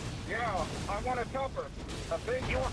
A what? I want a helicopter. What do they call it nowadays? A helicopter. He wants a helicopter, and he says he wants it now because he's scared. Who's Well, you're my neighbor, right? Oh yeah. So he's my son, so I'm not gonna hurt him. But I don't think you guys are getting the point. You're trying to play games and pass the line. I have a big. What kind of gun is this? Is it big? Okay. Oh, he says it's little, but on the side of it says 6-Square P226 40 caliber Smith & Wesson. The man's rambling borders on incoherence, but there can be no mistaking the violence he's capable of. The cleaning woman whose co-worker was killed tells the police what she saw. Nosotros llegamos y ella nos dejó limpiarlo y se quedó el niño, estaba sin pulsar en la mesa. Nos matábamos mi amiga y yo cuando vimos correr y ya fue cuando yo vi los disparos. Yo me encerré. The housekeeper went on to say that as she hid in the bathroom, she could hear the assailant demanding keys, and the boy Joseph saying, "Okay, okay." A moment later, she heard them run out of the apartment. But as shocking as that scenario sounds, this deranged killer's day is not over yet. So I killed a guy named Ethan Warren. I'm from the future. Like, what's the name of the last face of the avatar? What's your address, sir? What's your address? This is really important. So just, hey, I'm not going to hurt you as long as you don't get your address wrong. If you get your address wrong, I have to kill you. Joseph eventually shares an address with the dispatcher, who in turn shares the location with the responding police. Units, just be advised we are landline with the mail now, asking for a helicopter, saying that he killed somebody. He's advising he's at unit. What? One, that's up. Hey, Luhan, grab my shield. Right here. Left. Oh, something just hit that door. Right here, sorry. Okay, listen, we need to hold this, we're gonna hold, we need to get quiet. Even as the police deal with an active, ongoing threat situation, they must also get immediate help to the one victim they can still save, 16-year-old Yasmin Hawatme. This is clear. We have 3 people in here. We gotta get them out. We gotta get them out. Control 2 North 11, we have contact with one female, one shot at the end, and one at the We got one more right here. We advise we're attempting to get the victims out of the apartment at this time. Hey, stay with us. You're doing good. Copy. You're doing great. What's your name? Yeah, I'd like to get her out. Yasmin? Yasmin? All right, we're going to try and get you out. I need one more to help get this victim out right now. On southeast side of building officer 4. I need a unit at the terrible and a unit going to the guys. Which way? Where's he at? Going this way then? Okay, get an update of where they need to come out. Unit R71, thank you. So we have one victim, we were able to move out. The other 2, we have no sign of life. As the police take the young woman far away to administer aid, the cops on scene keep their guns trained on the upstairs apartment. Can anyone advise that they're going to go to unit? Units are staged. Units are staged on. Contact if you are in there. Have the exit with hands up. You guys stop coming. He's right up here. Get out of the hall. Hold on. We gotta Sir! Get out of the way. Stay right here. Cover the gate. Affirm. The balcony is going to be right where that patrol car is arriving. Stay there! Get away from us! But while the upstairs apartment remains the primary focus, information begins to come in that could change the situation entirely. Also, here's something, there's a black Escalade with currently 2 males in it, my vehicle. The situation is fluid and fast-moving, which doesn't make it any easier to treat the surviving victim. Stay away from me. Let's turn around so we're heading to the elevator. Okay. Oh no, you want to reroom the elevator? Yeah. Hey, do you know who did this? Do you know him? I've lived here before. What is his name? I don't know. You don't know him? Okay. Have you seen him around here before? Yes. Did he come in a black Escalade? I know you walked. Hey, stay with us, Yasmin.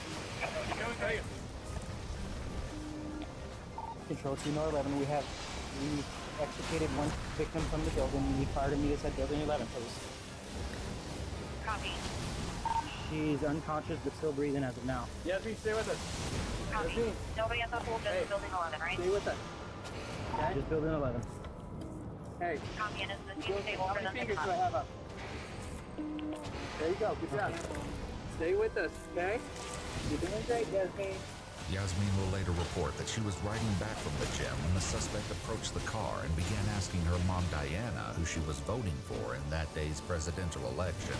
Feeling uncomfortable, the 2 quickly parked and rushed inside their apartment, but the suspect was on their heels and got to the door just before they could shut him out. Meanwhile, the suspect is still on the phone with 911, making demands that are littered with movie references to The Purge, Captain Phillips, The Matrix, and more. But if these insane rants aren't helpful in bringing the situation to a peaceful conclusion, the cops on scene soon make a discovery that will change everything. Tiger 3, Control Q5, there is a black Escalade.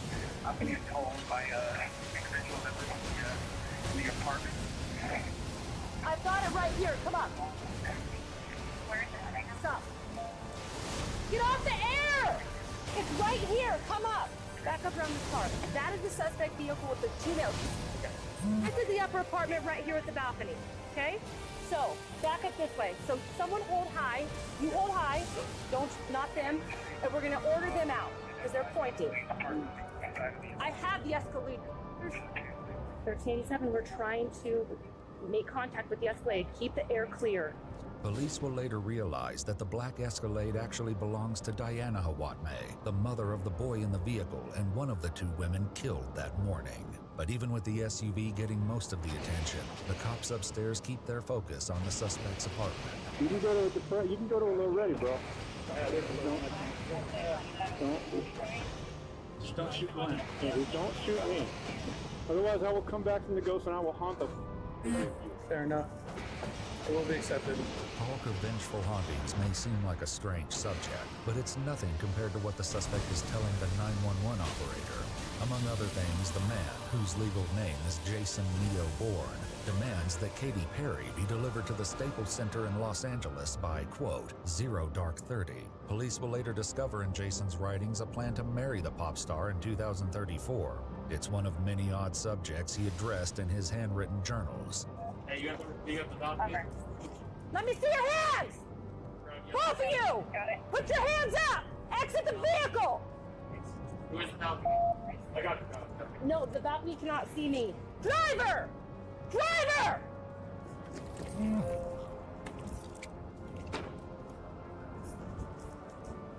Control Center 13-7, this vehicle is going to be involved. It is going to be the suspect. I see a 12-year-old in the passenger seat. I see hands of the driver and the child. Keep the air clear. Police will later learn a great deal about Jason Neo Bourne, who changed his name from Christopher Curry because of his love for The Matrix and the Jason Bourne movies. His roommate describes him as an Air Force veteran who saw no combat, but retired after an injury. He's divorced and has 2 daughters that live with his ex-wife in Texas. His brother says that he's been acting strangely for the past few weeks, paranoid over people tracking his phone and telling others that he's in God's army. Oh, God. I just don't want to get the kid.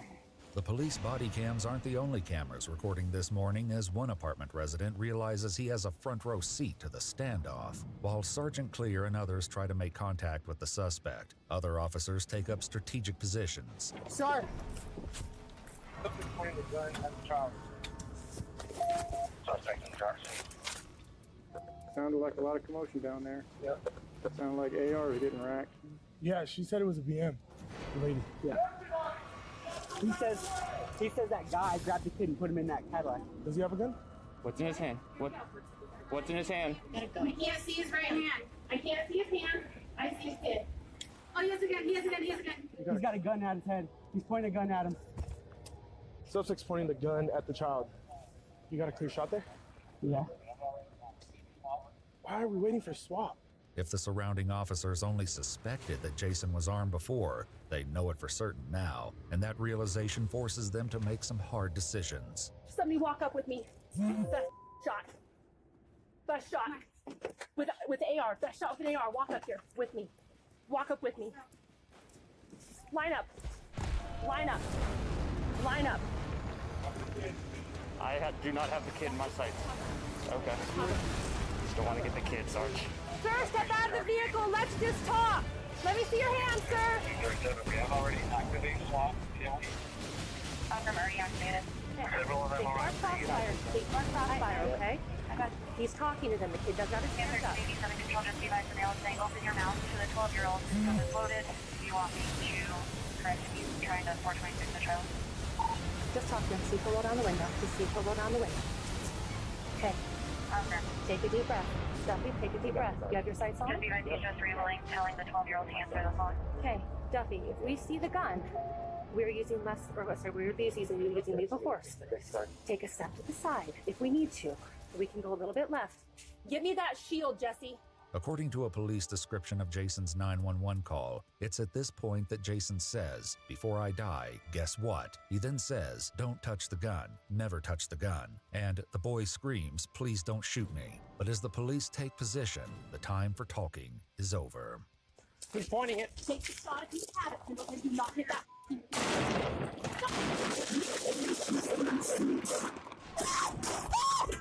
Ceasefire! Stop!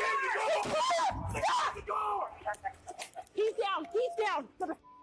We need that kid! He's down! Oh yeah, he's done. He's done. He's done. He's done. The driver is dead. I see him. Come around. But if it feels for a moment that this was a clean resolution to the crisis, it quickly becomes clear that isn't the case at all. Kid's hit! Kid's hit! Pull the kid out! Pull the kid out! Pull the kid out! It's locked! But even at this stage, the threat may not be entirely over. Hey, the guy's still on! Get out the way! He's still on! Look out! Hey, the driver's still moving! Get out! Get out! Get out! Get the kid out! Get the kid out! Get it out! Come on! Break the window! Move! Come on. Come on, hands, come on. Come on, have gloves too. We just need to get the kid. Come on. Get him out. Get him out. Get him out. We go. We need. Hold him! Hold him up! Get him out of the way! We move over here. The officers scramble to get to the boy so they can provide CPR and stop the bleeding. Keep going. Come on, buddy! Stay with me, dude. Stay with me. Keep breathing, buddy. So he has one on the side of his head? Yep. He's all over. You're doing so good. Let me see your hands! Both of you! Put your hands up! Exit the vehicle! Move! I want to introduce myself. I'm sorry. I am Gotham's Reckoning. Take the shot if you have it, and do not hit that. Please note that while the following footage is intense, it does not show anyone being physically harmed or injured. There's a kid in the car! There's a kid in the car! There's a kid in the car! On the morning of November 3rd, 2020, a shocking 911 call comes in from a woman reporting violence has broken out in her neighbor's apartment in Henderson, Nevada. The following report is based on police records, and most of the footage has never been seen before until now. Okay, tell me exactly what's happening. I don't know. I heard gunshots, so I jumped out of bed and I came next door, and now she's laying here. She can't breathe. I can hear her choking on her blood. Okay, is she outside or inside? She's in her doorway. There's blood everywhere. Has she been shot? Yes, I'm assuming that she's been shot. I can't tell. Her head is bleeding. Is she talking to you? Someone else in there? I hear you. Somebody else is inside, but I don't know if I should walk in. I hear you. She's screaming. Help her. Are you in here? You can't move? Were you shot too? The young woman in the background is 16-year-old Yasmin Hawatmeh, who will require immediate medical intervention. Her 39-year-old mother, Diana Hawatmeh, lies motionless by the front door. And it isn't long before the 911 caller realizes there's yet another victim. Oh my God, there's somebody else here. Okay. There's somebody else on the floor. Okay, are they bleeding? Yes, they're dead. I'm sure they're dead. Okay, are they breathing right now? The one woman in her doorway is still breathing. I can hear her. It sounds like there's blood on her lungs. Okay. There is another woman shot and dead in there. There's another woman in here with her leg shot. Okay, so we have 3 victims total? Yeah, there's 3 victims total. The third victim is Veronica Muniz, a 33-year-old cleaning woman who was in the apartment when the shooting broke out. The scene is already tragic enough, but it will soon become clear that this day of violence is not over yet. Okay, did anyone see where the person went with the gunshot who was shooting? One of our neighbors said that he had a kid with him. The guy who was shooting? A Hispanic kid and an older black guy. My neighbor seen it. Henderson police arrive at the apartment complex in minutes, and they will soon learn that the missing kid is 12-year-old Joseph Hawatmeh, Diana's son and Yasmin's brother. They begin tending to the victims inside the apartment while staying alert to the very real possibility that the suspect who did this is still nearby. Move. I got this room. Got that room? Yeah. Okay. Control scene 1347. Be advised. I have a third account. One at gunpoint. Hands up! What do we got? What do we got? What do we got? Why are you scared? Huh? Come out! Come out! Come out! Come out! Come out! Come out! Put hold right there. Come out for him. Okay. Okay, be advised, the one at gunpoint is not our suspect. It is a scared citizen. We still have suspects outstanding. Hey, what do we got? I need one more in here. I need one more in here. Keep clear. Let's get her out. Let's get her out. Move her out. Stack up right here. You finish cleaning this room. She's coming out too, Claire. Walk out, walk out, walk out. Luhan, stay down there. Walk out. Walk out. As police escort the cleaning woman whose co-worker is lying deceased inside, another 911 call comes in, but this caller isn't looking for help. The voice on the line belongs to none other than the killer himself. Henderson 911, what's the address of your emergency?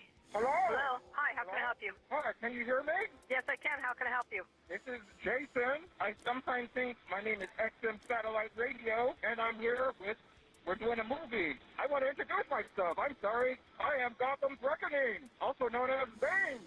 And Where are you, sir? Hello? Well, Bane, let me introduce my friend. Okay, you're on a 911 line. How can I help you? Yeah, I want a chopper. A big chopper. A what? I want a helicopter. What do they call it nowadays? A helicopter. He wants a helicopter, and he says he wants it now because he's scared. Who's Who are you? You're my neighbor, right? Oh yeah. So he's my son, so I'm not gonna hurt him. But I don't think you guys are getting to the point where you're trying to play games and tap the line. I have a big. What kind of gun is this? Is it big?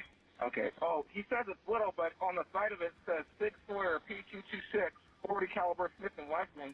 The man's rambling borders on incoherence, but there can be no mistaking the violence he's capable of. The cleaning woman whose co-worker was killed tells the police what she saw. Nosotros llegamos y ella nos dejó limpiarnos y se quedó el niño, estaba sin pulsar en la mesa. Y nos matábamos mi amiga y yo cuando oímos correr y ya fue cuando yo oí los disparos. Yo me encerré.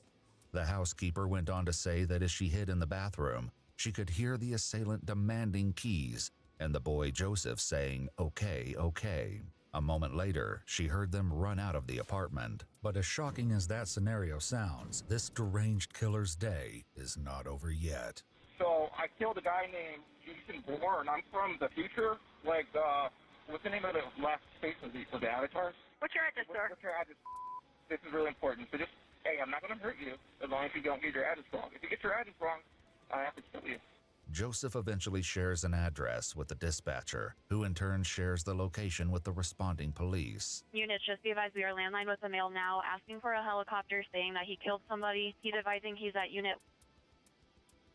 What? One stacks up. Hey, Luhan, grab my shield. Right here. Left. Oh, something just hit that door. Right here, Sarge. Okay, listen, we need to start. We need to hold this. We need to get people out. Even as the police deal with an active, ongoing threat situation, they must also get immediate help to the one victim they can still save, 16-year-old Yasmin Hawatmeh. This is clear. We have 3 people in here. We got to get them out. We got to get them out. Control 2 North 11, we have contact with 1 female, 1 Okay. shot at the chest, and 1 in the We got leg. one more right here. Be advised, we are attempting to get of the victims out of the apartment at this time. Hey, stay with us. You're doing good. Copy. You're doing great. What's your name? Yeah, I'd like to get her out. Keep going. Yasmin? Yasmin? All right, we're going to try and get you out as quick as we can. I need one more to help get this victim out right Copy, now. I copy. It's going to be kind of a East mess. side of building on 3rd floor. I need a unit at the Terribles and unit going please advise. Which way? Where's he at? Going this way then? Okay, give them an update of where they're meeting for medical. Unit 71, thank you. Control Center 1347, we have 1 victim. We are able to move out. The other 2, we have no signs of life. As the police take the young woman far away to administer aid, the cops on scene keep their guns trained on the upstairs apartment. Can anyone advise that they're going to go to unit? Units are staged. Units are staged on. Contact the PR in there. Have him exit with his hands up. You guys stop coming. He's right up here. Get out of the hall. Hold on. We got. Sir! Get out of the way. Stay right here. Cover Van Dien. Affirm. The balcony is going to be right where that patrol car is arriving. Stay there! Get away from us! But while the upstairs apartment remains the primary focus, information begins to come in that could change the situation entirely. Also, units on scene, there's a black Escalade with currently 2 males in it. Might be important. The situation is fluid and fast-moving, which doesn't make it any easier to treat the surviving victim. Stay away from me. Wait, let's turn around so we're head the elevator. Okay. Oh no, you want to ruin the elevator, right? Yeah.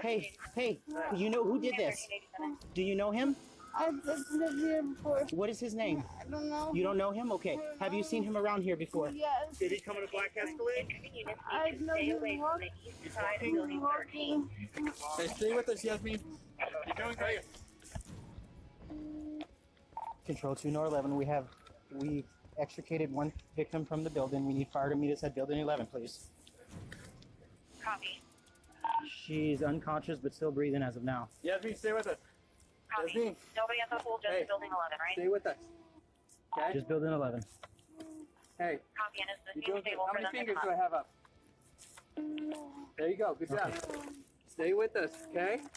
You're doing great, Yasmin. Yasmin will later report that she was riding back from the gym when the suspect approached the car and began asking her mom Diana who she was voting for in that day's presidential election. Feeling uncomfortable, the two quickly parked and rushed inside their apartment, but the suspect was on their heels and got to the door just before they could shut him out. Meanwhile, the suspect is still on the phone with 911, making demands that are littered with movie references to The Purge, Captain Phillips, The Matrix, and more. But if these insane rants aren't helpful in bringing the situation to a peaceful conclusion, the cops on scene soon make a discovery that will change everything. CR3 Control Camp 5, there is a black Escalade. I'm being told by an individual that lives in the apartment. I've got it right here. Come up. Where is it at right now? Stop. Get off the air! It's right here. Come up. Back up around this car. That is the suspect vehicle with the 2 males. Okay. This is the upper apartment right here with the balcony. Okay? So, back up this way. So, someone hold high. You hold high. Yep. Don't, not them. And we're going to order them out because they're pointing. I have the Escalade. 1387, we're trying to make contact with the Escalade. Keep the air clear. Police will later realize that the black Escalade actually belongs to Diana Hawatme, the mother of the boy in the vehicle and one of the two women killed that morning. But even with the SUV getting most of the attention, the cops upstairs keep their focus on the suspect's apartment. You can go to the front. You can go to a little ready, bro. Just don't shoot Glenn. Just don't shoot me. Otherwise, I will come back from the ghost and I will haunt the Fair enough. It will be accepted. Talk of vengeful hauntings may seem like a strange subject, but it's nothing compared to what the suspect is telling the 911 operator. Among other things, the man, whose legal name is Jason Neo Bourne, demands that Katy Perry be delivered to the Staples Center in Los Angeles by, quote, 0:30. Police will later discover in Jason's writings a plan to marry the pop star in 2034. It's one of many odd subjects he addressed in his handwritten journals. Hey, you have the balcony? Let me see your hands! Both of you! Put your hands up! Exit the vehicle! Who is the balcony? I got the balcony. No, the balcony cannot see me. Driver! Driver!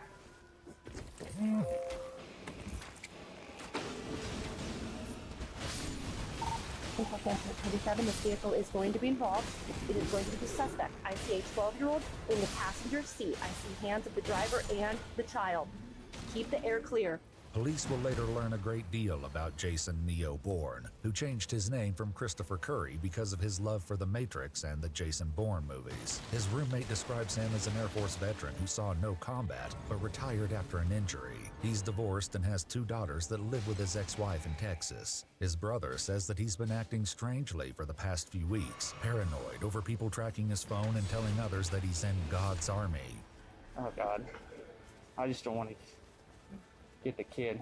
The police body cams aren't the only cameras recording this morning, as one apartment resident realizes he has a front row seat to the standoff. While Sergeant Clear and others try to make contact with the suspect, other officers take up strategic positions. Sir.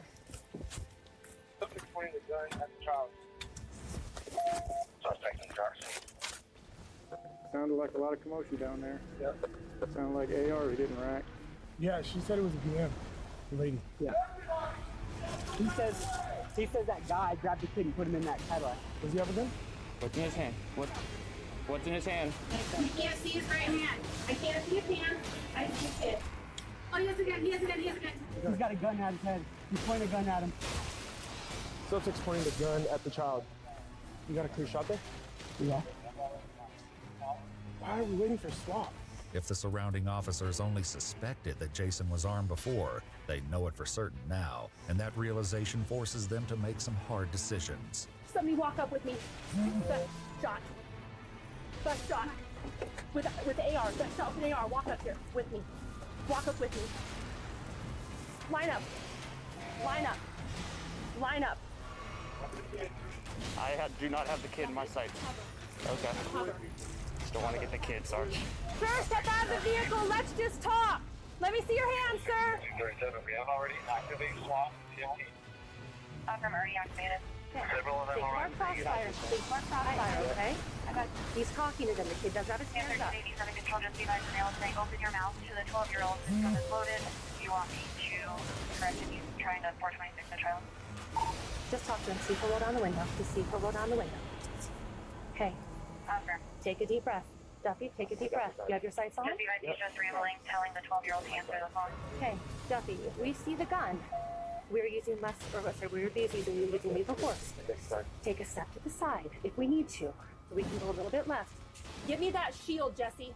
According to a police description of Jason's 911 call, it's at this point that Jason says, "Before I die, guess what?" He then says, "Don't touch the gun, never touch the gun." And the boy screams, "Please don't shoot me." But as the police take position, the time for talking is over.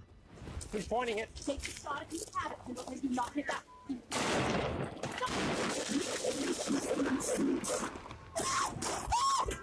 Ceasefire! Stop! Stop!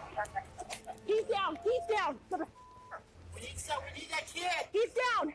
Oh yeah, he's done. He's done. He's done. He's done. The driver is dead! I see him! Come around! But if it feels for a moment that this was a clean resolution to the crisis, it quickly becomes clear that isn't the case at all. Kid's hit! Kid's hit! Hold the kid out! Hold the kid out! Hold the kid out! But even at this stage, the threat may not be entirely over. Hey, the guy's still up! He's still up! Watch out! Hey, the driver's still moving! Get out! Get out! Get the kid out! Get the kid out! Get it out! Come on! Move! Come on. Come on. Come on. Hands up too. We just need to get the kid. Come on. Get him out. Get out. We got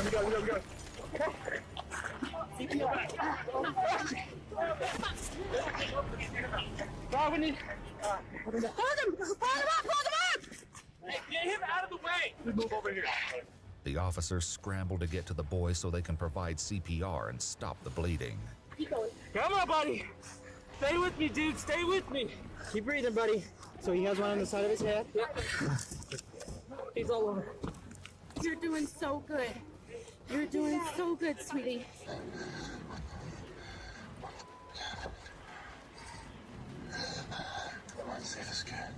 As one set of cops tries to save the boy's life, another set will try to do the same for Jason Neo Bourne. Hey, who's got a baton? Give me a baton. All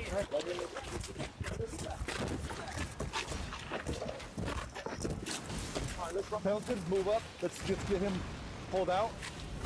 We're gonna start life-saving measures on this cat, guys. Somebody give him a hand. Yes. He's down. We're good. Put that down. Let's get him moved back. Okay, right here. Stop right here. Let's do right here. Let's start CPR right here, guys. Where's the gun? The gun is on the seat. He is dead, but I got no organ destruction. Go take a break, bud. Just sit right here. You're good.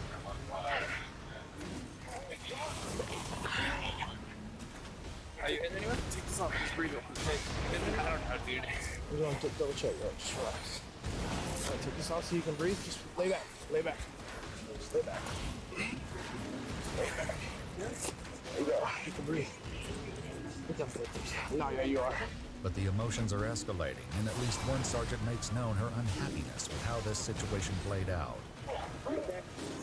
No, because we took a headshot and you guys opened fire from behind.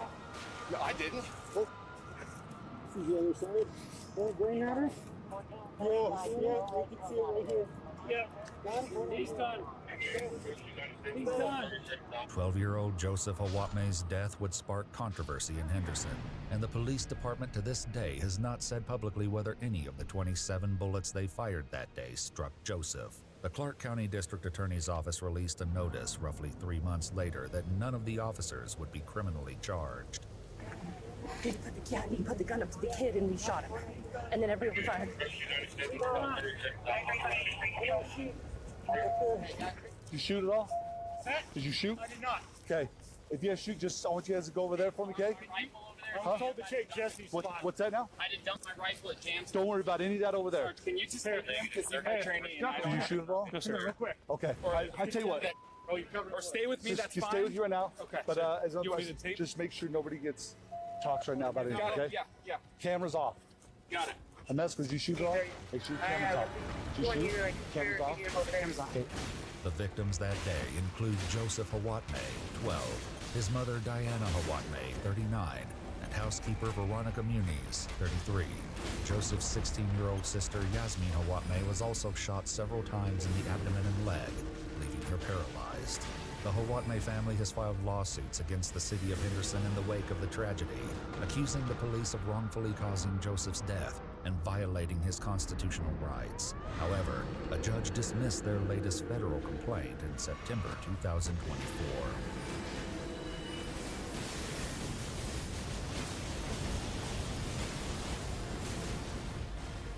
I'm at BEH, at UNLV. Someone's shooting. Everything else is.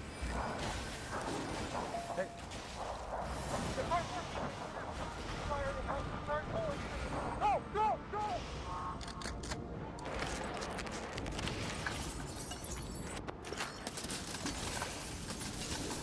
Metro, please! Shoot him! Accident shooter, love you. I really want to go.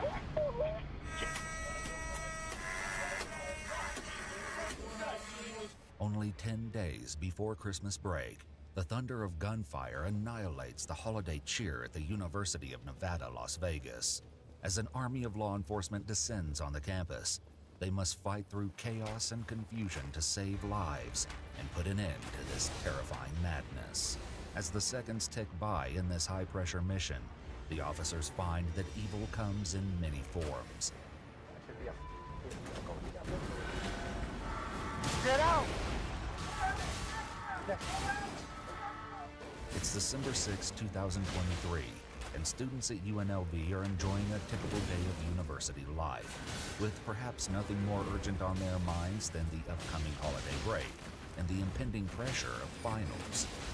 If there's a dark cloud overhead, it doesn't seem that anyone at the school has noticed. Nor does it appear that anyone notices when a black 2007 Lexus pulls slowly onto the property and stakes out a parking space in front of Beam Hall, the epicenter of UNLV's prestigious Lee Business School. The man who gets out of the car is wearing a long black overcoat, but there's little else to distinguish him from any other faculty member on campus. As he retrieves some things from his car, he could be anyone.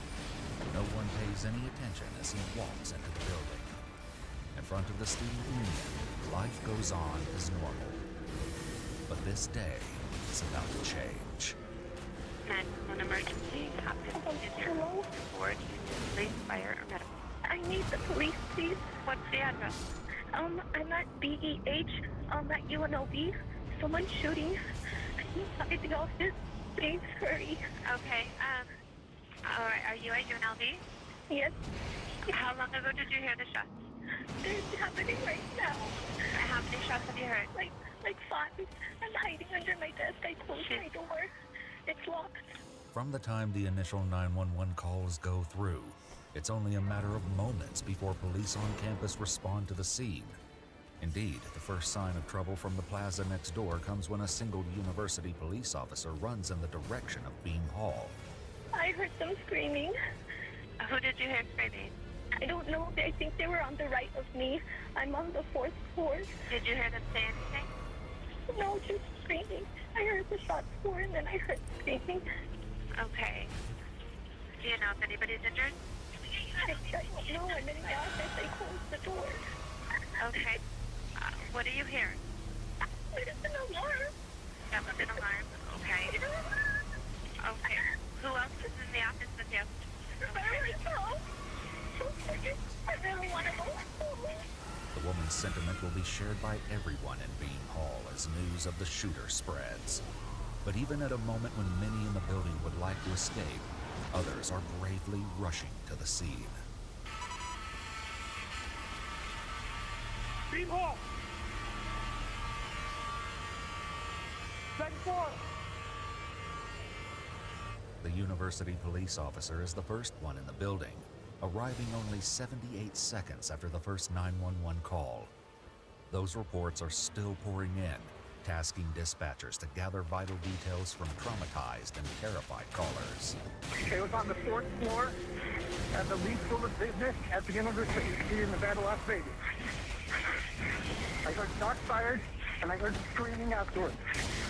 With calls reporting the shooter on multiple floors, the first police on the scene must be on high alert, knowing that the gunman could be literally anywhere. Move, move, move!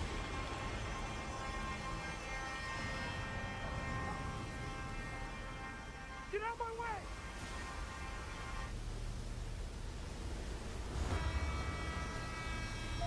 Close. I go open door. Open door. I'll keep it there. Let me see your hand! Come! Let me see your hand! The building is filled with students and faculty members, which will only make it that much harder to identify the shooter at a glance. But even as the first responding officers move carefully through the hallways, a massive police response is mobilizing. Sounds like an active shooter.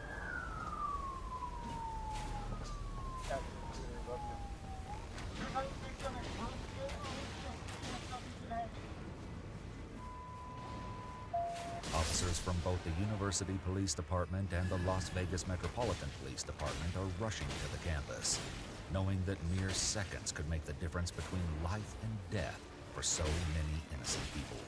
As the first cop car rolls up to Bean Hall, panicked students continue to pour out of the building. Moments later, even more police descend onto the intense scene. If the shooter is still in the building, he will soon be massively outgunned. Nobody's transmitting.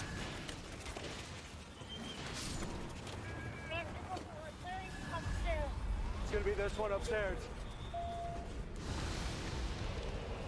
That upstairs.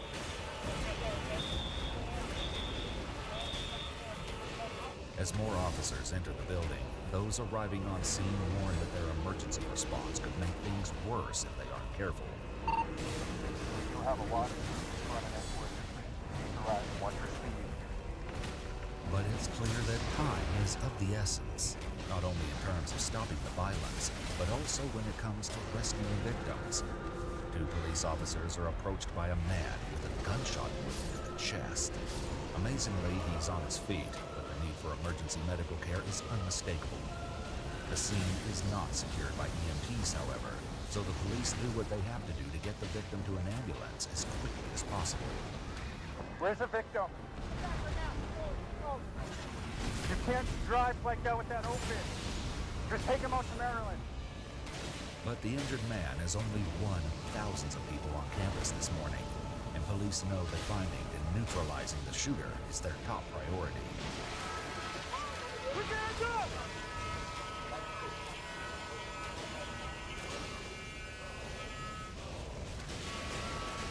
Please show me your hands! Clear.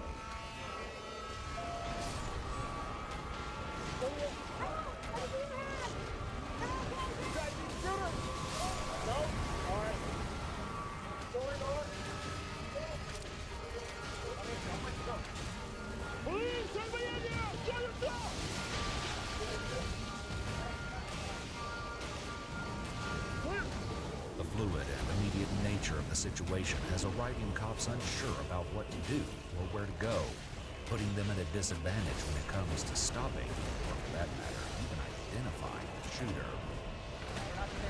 Where is the shooter? Okay. Where was the person stopped?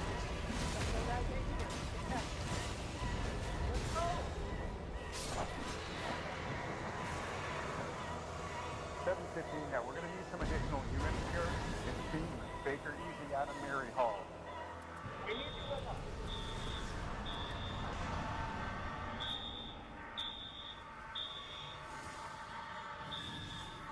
I'm to your right.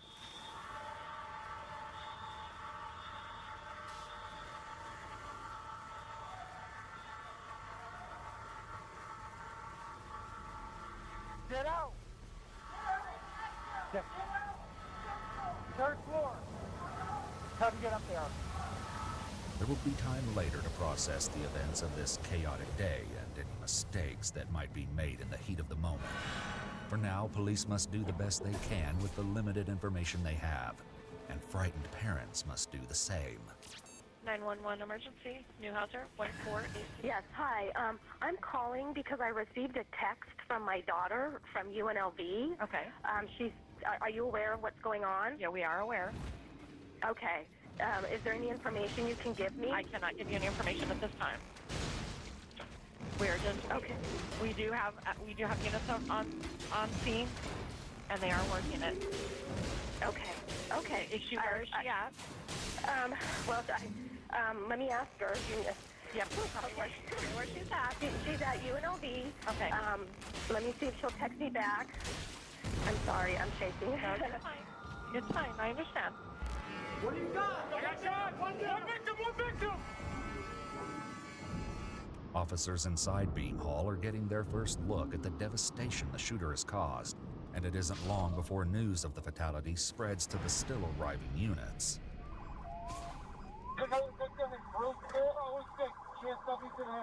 Oh. Shit. No, 321 Zebra. Zebra. Active shooter team, make our way to the suspect and take him out. Hey.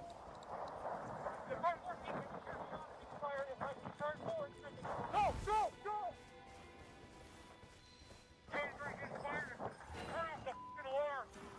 Confusion is rampant, both inside the building and out, and police must make their way to get students and staff to safety.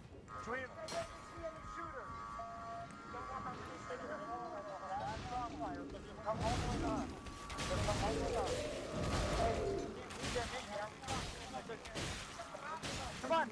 Let's go! Calmly, let's go!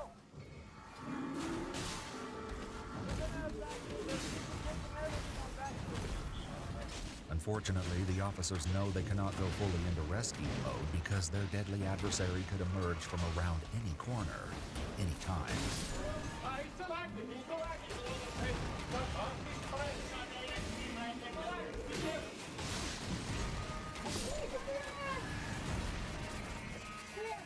Metro Police! Hold on, we got a barricade here. Police!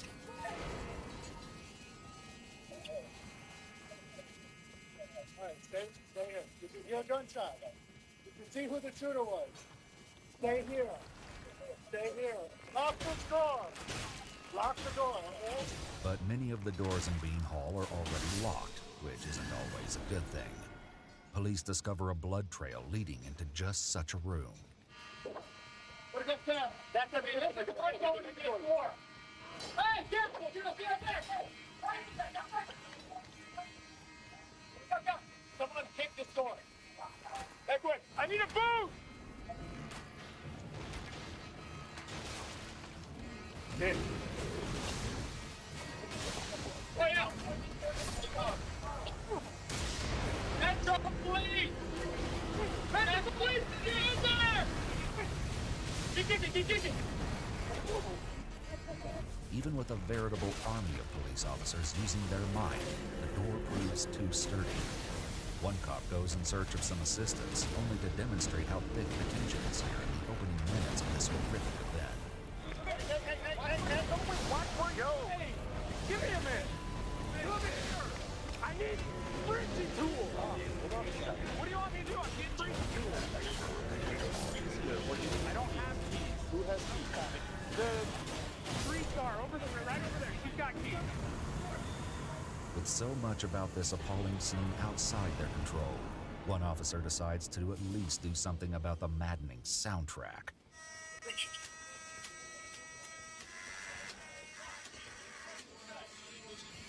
Meanwhile, police hit upon a way to breach that unyielding door, even without specialty tools. Can we break through the wall? Yeah. Hey, see if you can kick the wall next to the doorknob. Go 6 inches off the edge of the door and kick through the wall. Yeah, there you go. I don't have. Clear it. Clear it. Watch out, watch out, watch out. Left side, hold on. Drive wall on this side. Right, so default in front of 573 to be on the suspect. Down.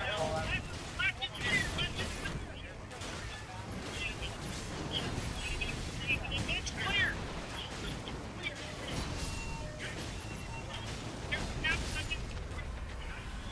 We have bridging poles in the supply room. Get them down again.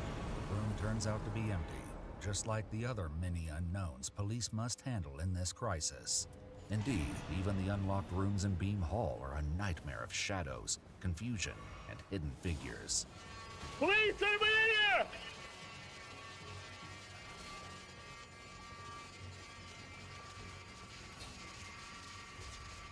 Police, anybody in here? Things are locked. While the multiple responding agencies are doing their best to coordinate a unified response, the mere presence of this many cops with this much firepower means that even the slightest mistake could prove costly.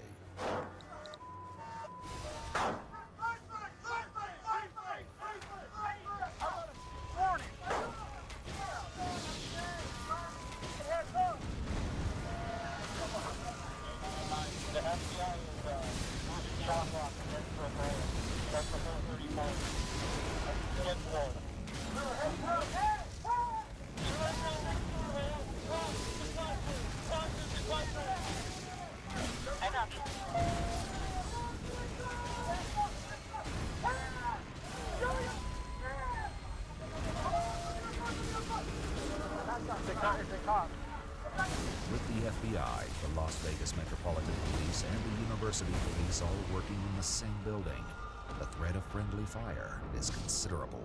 Blue, blue, blue! Hey, hold on. Wait up. Watch the now. Look hands up so they see you're a cop, please.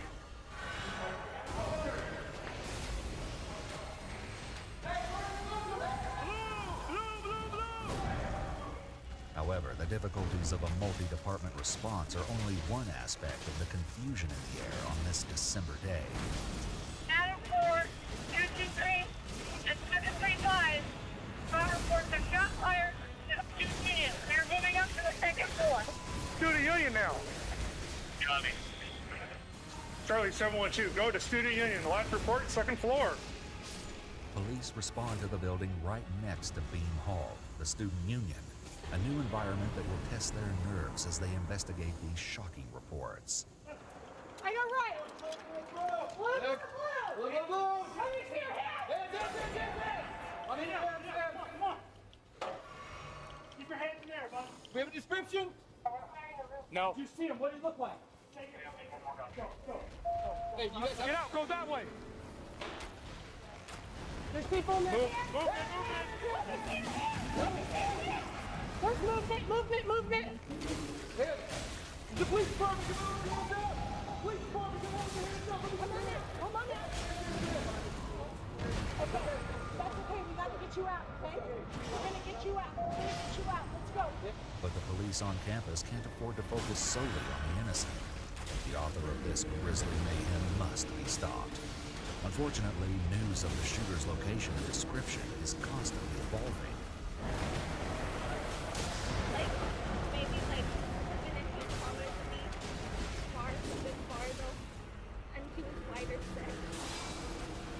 Heavy set, male, white, black, set.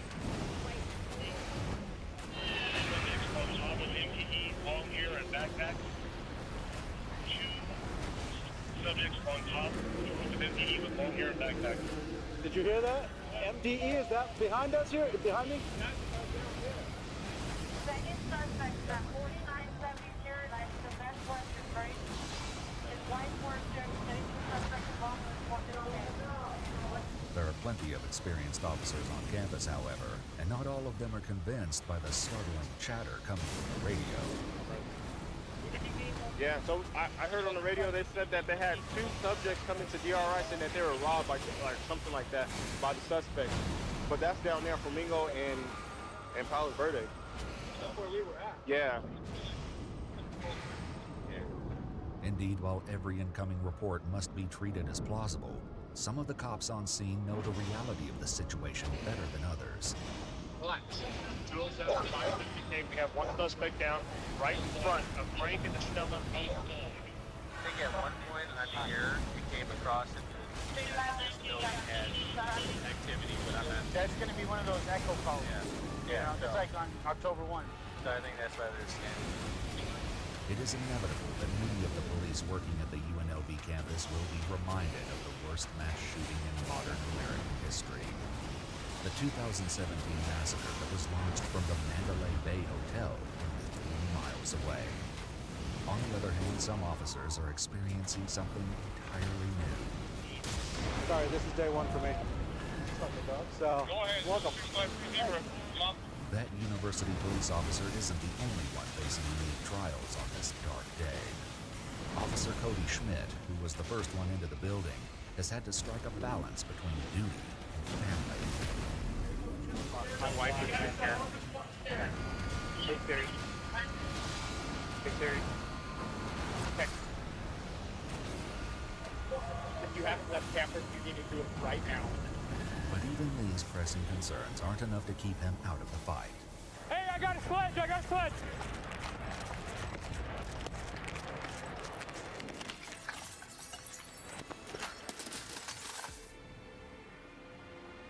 I was the first one in there when the shots were going out. Good?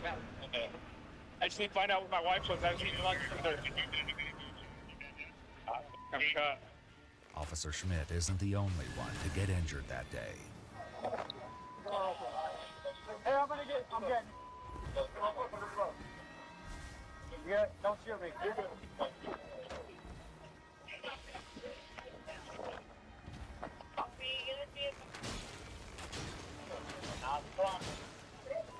That brave, mate. Here's good. Big door shot. Oh, slow down. I'm so sorry. As the officers reconvene, they know there have been victims, and some are beyond help. How many was it? 4? 4 people down, yeah. But two of them were definitely fatal. There's just snow. As some of the officers finally manage to turn off the alarm, there's still much work to be done.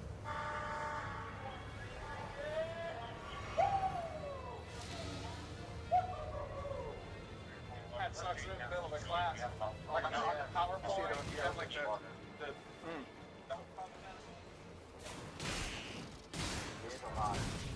Cowards. Cowards. I could be up. He can't go. He got mental. Looks like. But it wasn't a student on the other end of the barrel this time. Anthony Toledo's our suspect. 5 pounds and overcoat. As a description of the suspect goes out over the air, perhaps a few officers are recalling an encounter they had only moments after entering the building. Get out! The officer's failure to identify the shooter may be regrettable. Less than a minute later, the unemployed professor confronted university police outside the front doors of Beam Hall and opened fire on one of them. It turned out to be the last thing he ever did.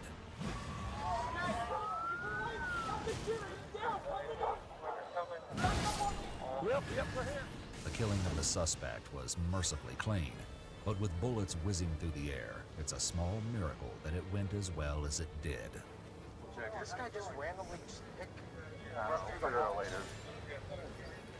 The shooter left more than carnage in his wake. He also left clues to his intentions. Police find 2 cards at the scene, each of them filled front and back with photos, names, staff titles, and room numbers. The names of 10 UNLV faculty members are found written on the cards, although none of them were among Polito's actual victims. Police also learned that Polito's campaign of terror did not begin at the university that morning. prior to entering Bean Hall with a handgun, Polito mailed 22 letters filled with hateful sentiments to academics he perceived were wrongful in some way throughout his career. In one, Polito wrote to one of his former co-workers at East Carolina University, "You just a lazy, no talent, no brain, think you entitled scold." The professor, a Mensa member who referred to himself as Dr. 160 IQ in the letters, also included a mysterious white powder in the envelopes, a substance that police later determined was harmless. You know the guy was, he was the guy in the front with his brains popping out. Yeah. The destruction caused by law enforcement may be extensive, but it's trivial compared to the damage done by the killer. Anthony Polito's attack claimed the lives of 3 people: Che-John Jerry Chang, 64, Naoko Takamaru, 69, and Patricia Navarro Velez, 39. All 3 victims were UNLV professors. Polito left 1 gunshot victim alive but severely injured, a 38-year-old visiting professor whose life was likely saved by the quick thinking of police officers Jacob Noriega and Ty Vesperis. Both men were awarded by the Las Vegas Metropolitan Police Department Foundation for their extraordinary composure and bravery. Law enforcement analysts would later assess Polito as suffering from delusions of grandeur alongside an inferiority complex. This conclusion was arrived at in part due to Polito's personal website, which was filled with positive reviews of his classes from students, his own work supposedly deciphering a letter from the Zodiac Killer, and links to subjects he found fascinating, including the 2001 anthrax letters. Polito was solely responsible for the rampage that day. Many of the confusing calls reporting multiple suspects proved to be untrue or unrelated. Authorities said that Polito was financially struggling in the days leading up to the shooting. They found a document similar to a last will and testament at his house in Henderson. They also found an eviction notice taped to his front door. Polito had recently lost his adjunct professorship at Roseman University of Health Sciences in nearby Henderson, Nevada. Authorities confirmed that he applied to many institutions of higher education throughout the state and was met with only rejections, including 4 from UNLV. As tragic as Polito's actions were on December 6th, he may have had even more terrifying ambitions. The intense law enforcement response may have saved more lives than we will ever know.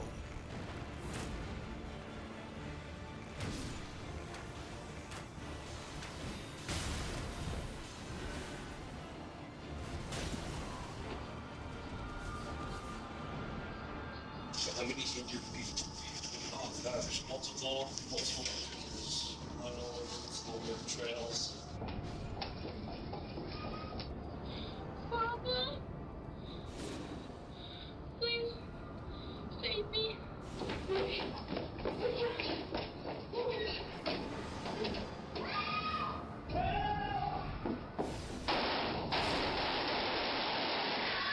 What do you got hurt? Right. A quiet afternoon at the Clovis Carver Public Library is destroyed when the pulverizing sounds of gunfire ring out through the bookshelves. In an instant, an ordinary day for dozens of people is twisted into a terrifying encounter with horrifying violence. Police must face that grim threat themselves if they're to stop a deranged teenager driven to kill by an incomprehensible motive.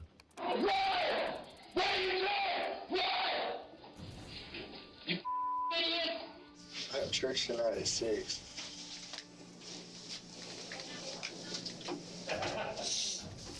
On the afternoon of August 28, 2017, a lone figure dressed in black walks up to the front doors of the public library in Clovis, New Mexico.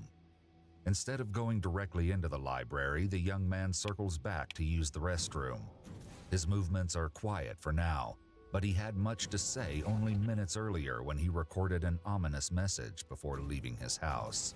By the time you're watching this, the deed would have already been done.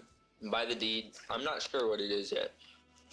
I'm just gonna go trolley along.